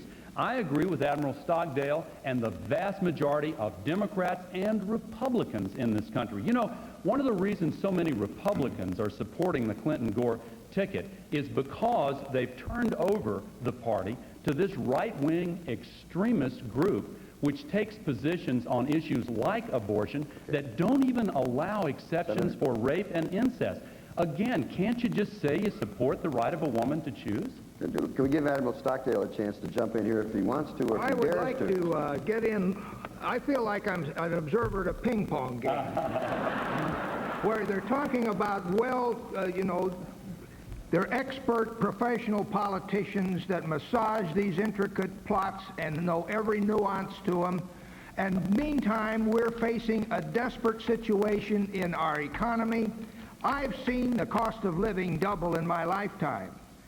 A new granddaughter was born in my family, my granddaughter, 3 weeks ago. And according to the statistics that we have, that is the Perot group, the chances of her seeing a doubling of the standard of living are nil.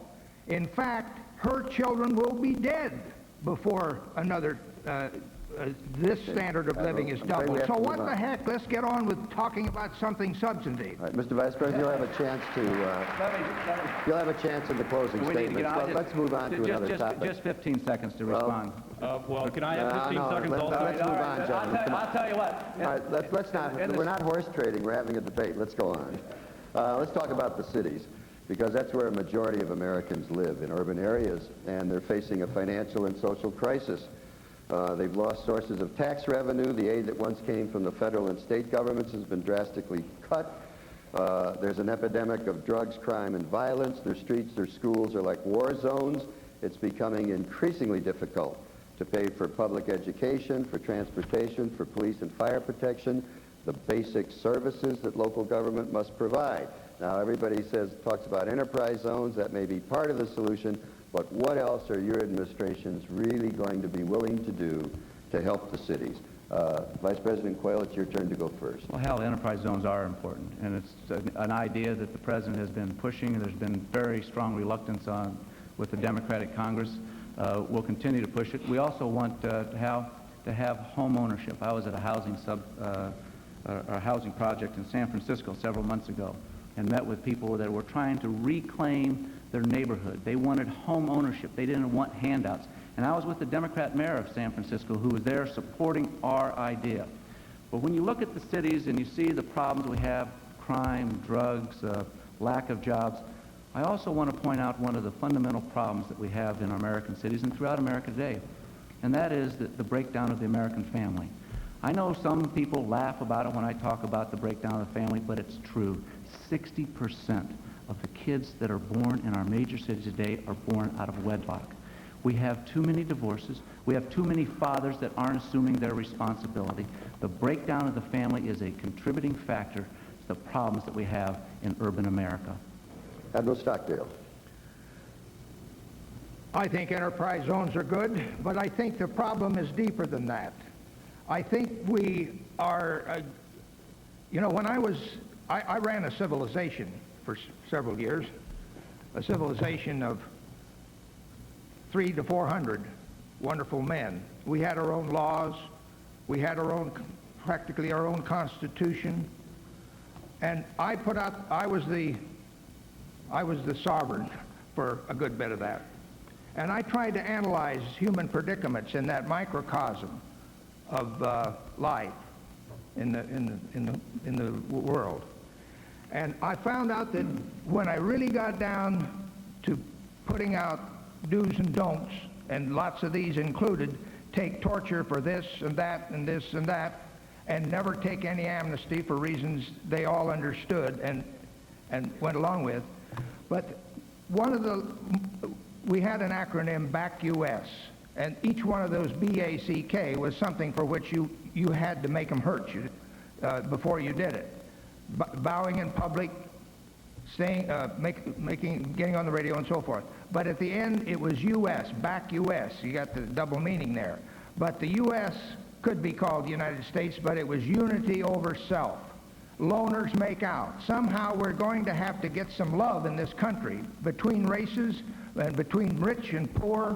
You've got to have leaders, and they're out there who can do this with their bare hands, with working with people on the scene. Senator Gore, please. George Bush's urban policy has been a tale of two cities. The best of times for the very wealthy, the worst of times for everyone else. We have seen a decline in urban America under the Bush-Quayle administration. Bill Clinton and I want to change that by creating good jobs, investing in infrastructure, new programs in job training and apprenticeship, welfare reform, to say to a mother with young children that if she gets a good job, her children are not going to lose their Medicaid benefits, incentives for investment in the inner city area, and, yes, enterprise zones.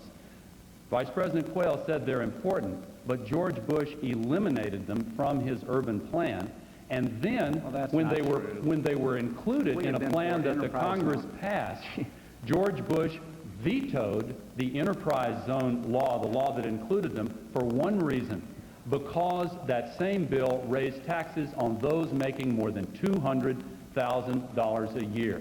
Let's face up to it, Dan.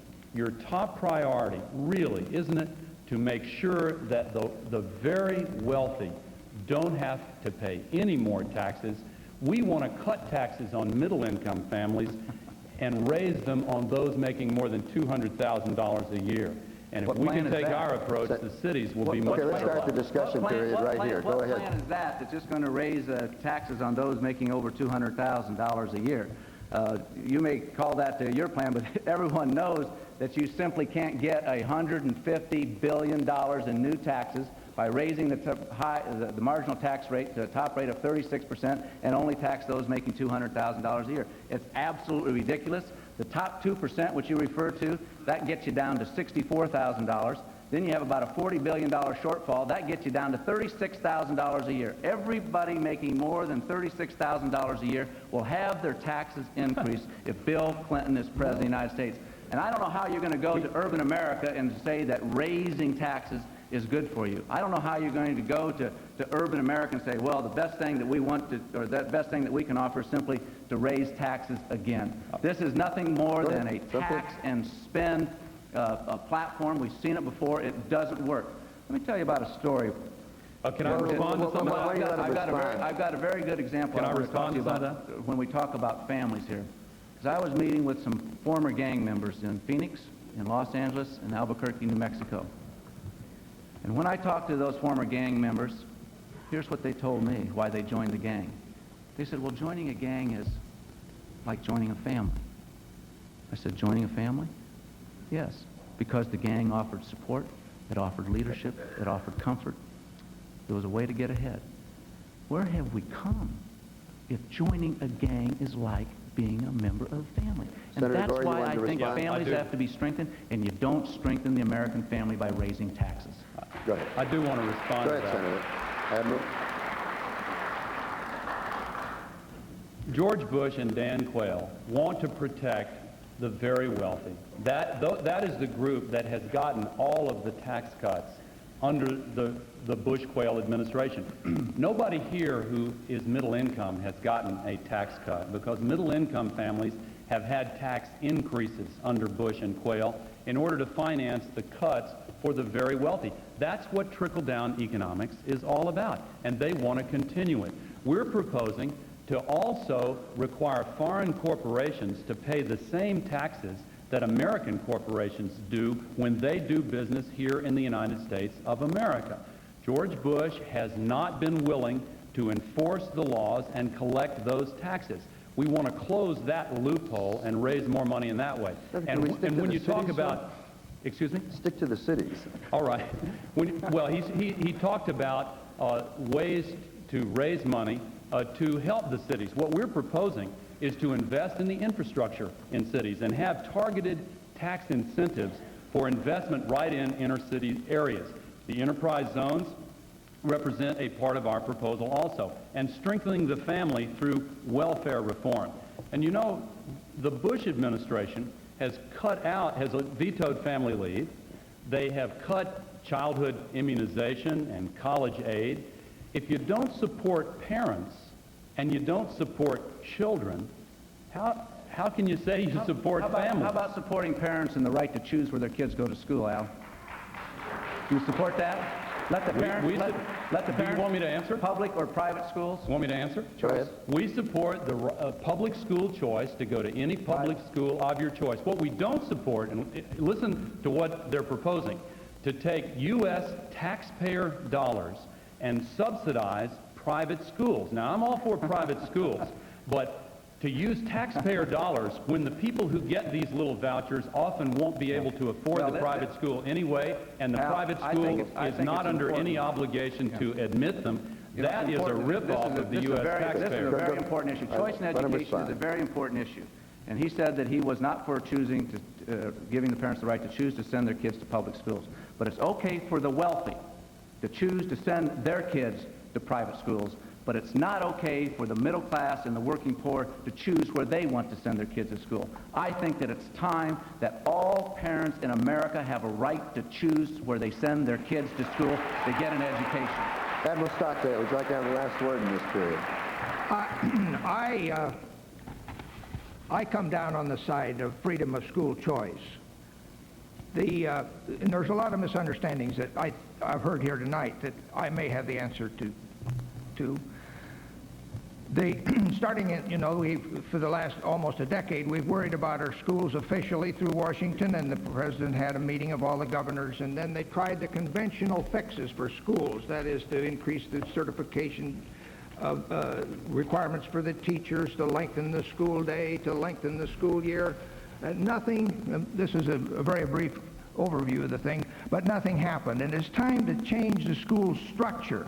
In schools, bureaucracy is bad and autonomy is good. The only good schools we have are those run by talented principals and devoted teachers.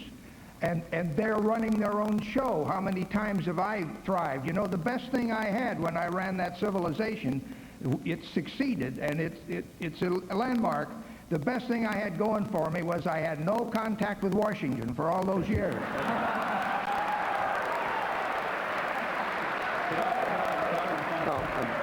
We have to go on.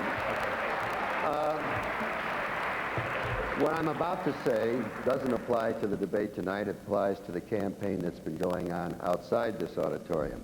With 3 weeks to go, this campaign has at times been very ugly. with the tone being set by personal negative attacks. As candidates, how does it look from your viewpoint, and are these tactics really necessary? Admiral Stockdale, it's your turn to go. You know, I didn't have my hearing aid turned on. Tell me again. I was saying that at times this campaign has been very ugly with personal negative attacks. As a candidate, how does it look from where you are, and are these tactics really necessary? Nasty attacks. Well, I think there is a case to be made for putting emphasis on character over these issues that we've been batting back and forth and have a life of their own.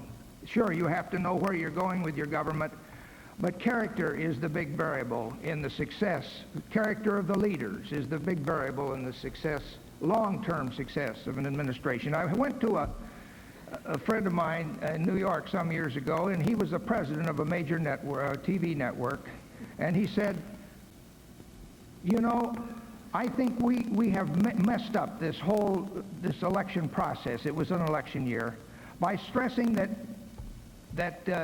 putting out the dogma that issues are the thing to talk about, not character. He said, I felt so strongly about this, I went back and read the Lincoln-Douglas debates. Read those debates. How do they come down? Douglas is all character. He knows all of the little stinky numbers these guys do. Abraham Lincoln had character. Thank God we got the right president in the Civil War. But that is a question that is a valid one. And, you know, I would like to brag about the character of my boss. Senator Gore. This election is about the future of our country, not about personal attacks against one candidate or another. Our nation is in trouble, and it is appalling to me that with 10 million Americans out of work, with the rest working harder for less money than they did 4 years ago, with the loss of 1.4 million manufacturing jobs in our nation, with a health care crisis, a crisis of crime and drugs and AIDS, substandard education, that George Bush would constantly try to level personal attacks at his opponent. Now, this, of course, just reached a new low last week when he resorted to a classic McCarthyite technique of trying to smear Bill Clinton over a trip that he took as a student along with lots of other Rhodes Scholars who were invited to go to Russia. It's a classic McCarthyite smear technique. I think the President of the United States ought to apologize. I think that he insulted the intelligence of the American people, and I'm awful proud that the American people rejected that tactic so overwhelmingly that he decided he had made a mistake. Do you think it was a mistake too, Dan? Okay. Vice President Quayle. Let me answer the question. Hal, you said, and I wrote it down here, personal negative attacks. Has anyone been reading my press clippings for the last 4 years?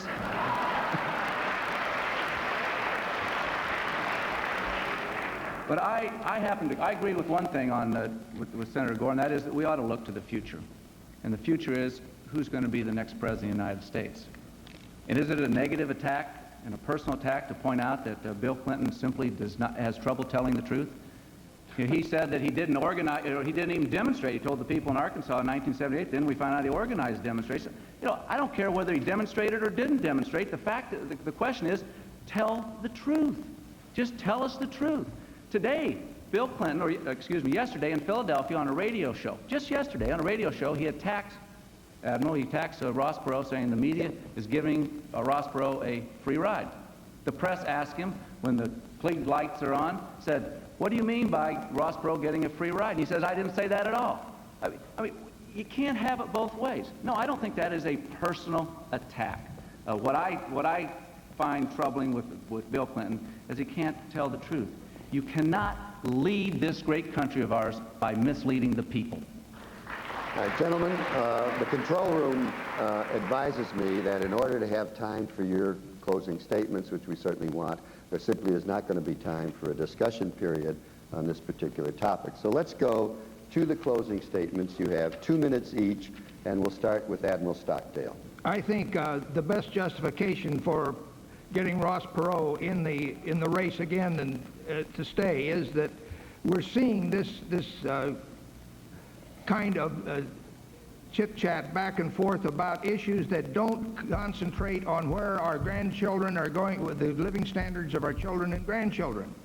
He is, as I've read in more than one article, a revolutionary.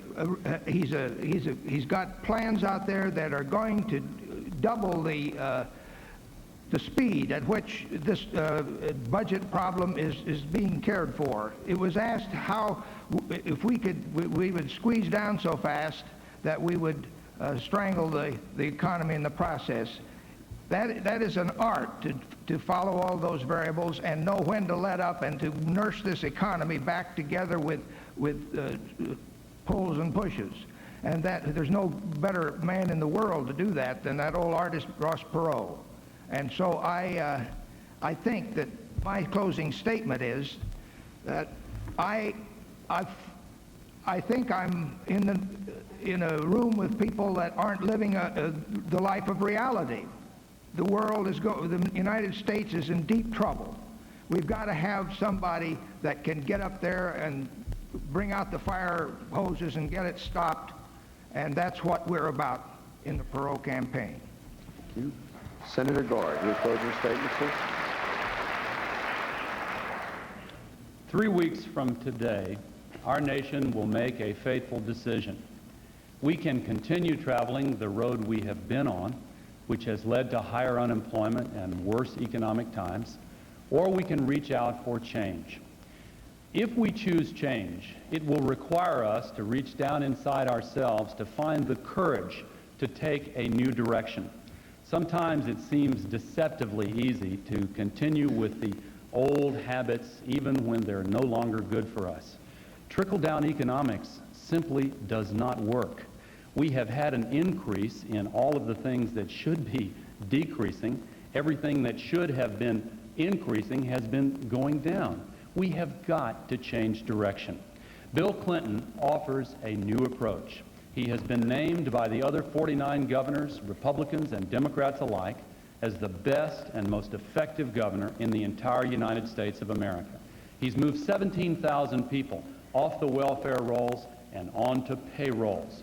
He has introduced innovations in health care and education. And again, he has led the nation for the last 2 years in a row in the creation of jobs in the private sector. Isn't it time for a new approach, a new generation of ideas and leadership to put our nation's people first and to get our economy moving again? We simply cannot stand to continue with this failed approach that is no good for us. Ultimately, it is a choice between hope and fear, a choice between the future and the past. It is time to reach out for a better nation. We are bigger than George Bush has told us we are as a nation, and we have a much brighter future. Give us a chance. With your help, we'll change this country, and we can't wait to get started.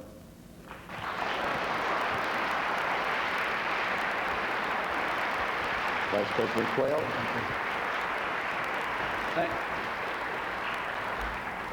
Thank you, Hal. I'd like to use this closing statement to talk to you about a few people that I've met in these last 4 years. Think of a woman in Chicago when I was talking to parents about education, where she stood up and said, "I'm sick and tired of these schools and this city being nothing but a factory for failure." And that's why we support choice in education. I was in Beaumont, Texas, and met with small business people, and they wanted to reform the civil justice system because they think our legal system costs too much and there's too much of a delay in getting an answer. I was in Middletown, Ohio, talking to a welfare woman where she said, "I want to go back to work and I had a job offered to me, but I'm not going to take it because I have 2 children at home and the job that is offered to me doesn't have health insurance." Under President Bush's health care reform package, that woman won't have to make a choice about going back to work or health care for her children because she'll have both. I was in Vilnius, Lithuania, Independence Square, speaking to 10,000 people in the middle of winter. Hundreds of people came up to me and said, "God bless America." Yes, in the next 4 years, as I said, somewhere, sometime, there's going to be a crisis. And you need to have a president that is qualified, has the experience, and has been tested. Not one time during this evening, during 90 minutes, did Al Gore tell us why Bill Clinton is qualified to be president. He never answered my charges that Bill Clinton has trouble telling the truth. The choice is yours. The American people should demand that their president tell the truth. Do you really believe Bill Clinton will tell the truth? And do you trust Bill Clinton to be your president?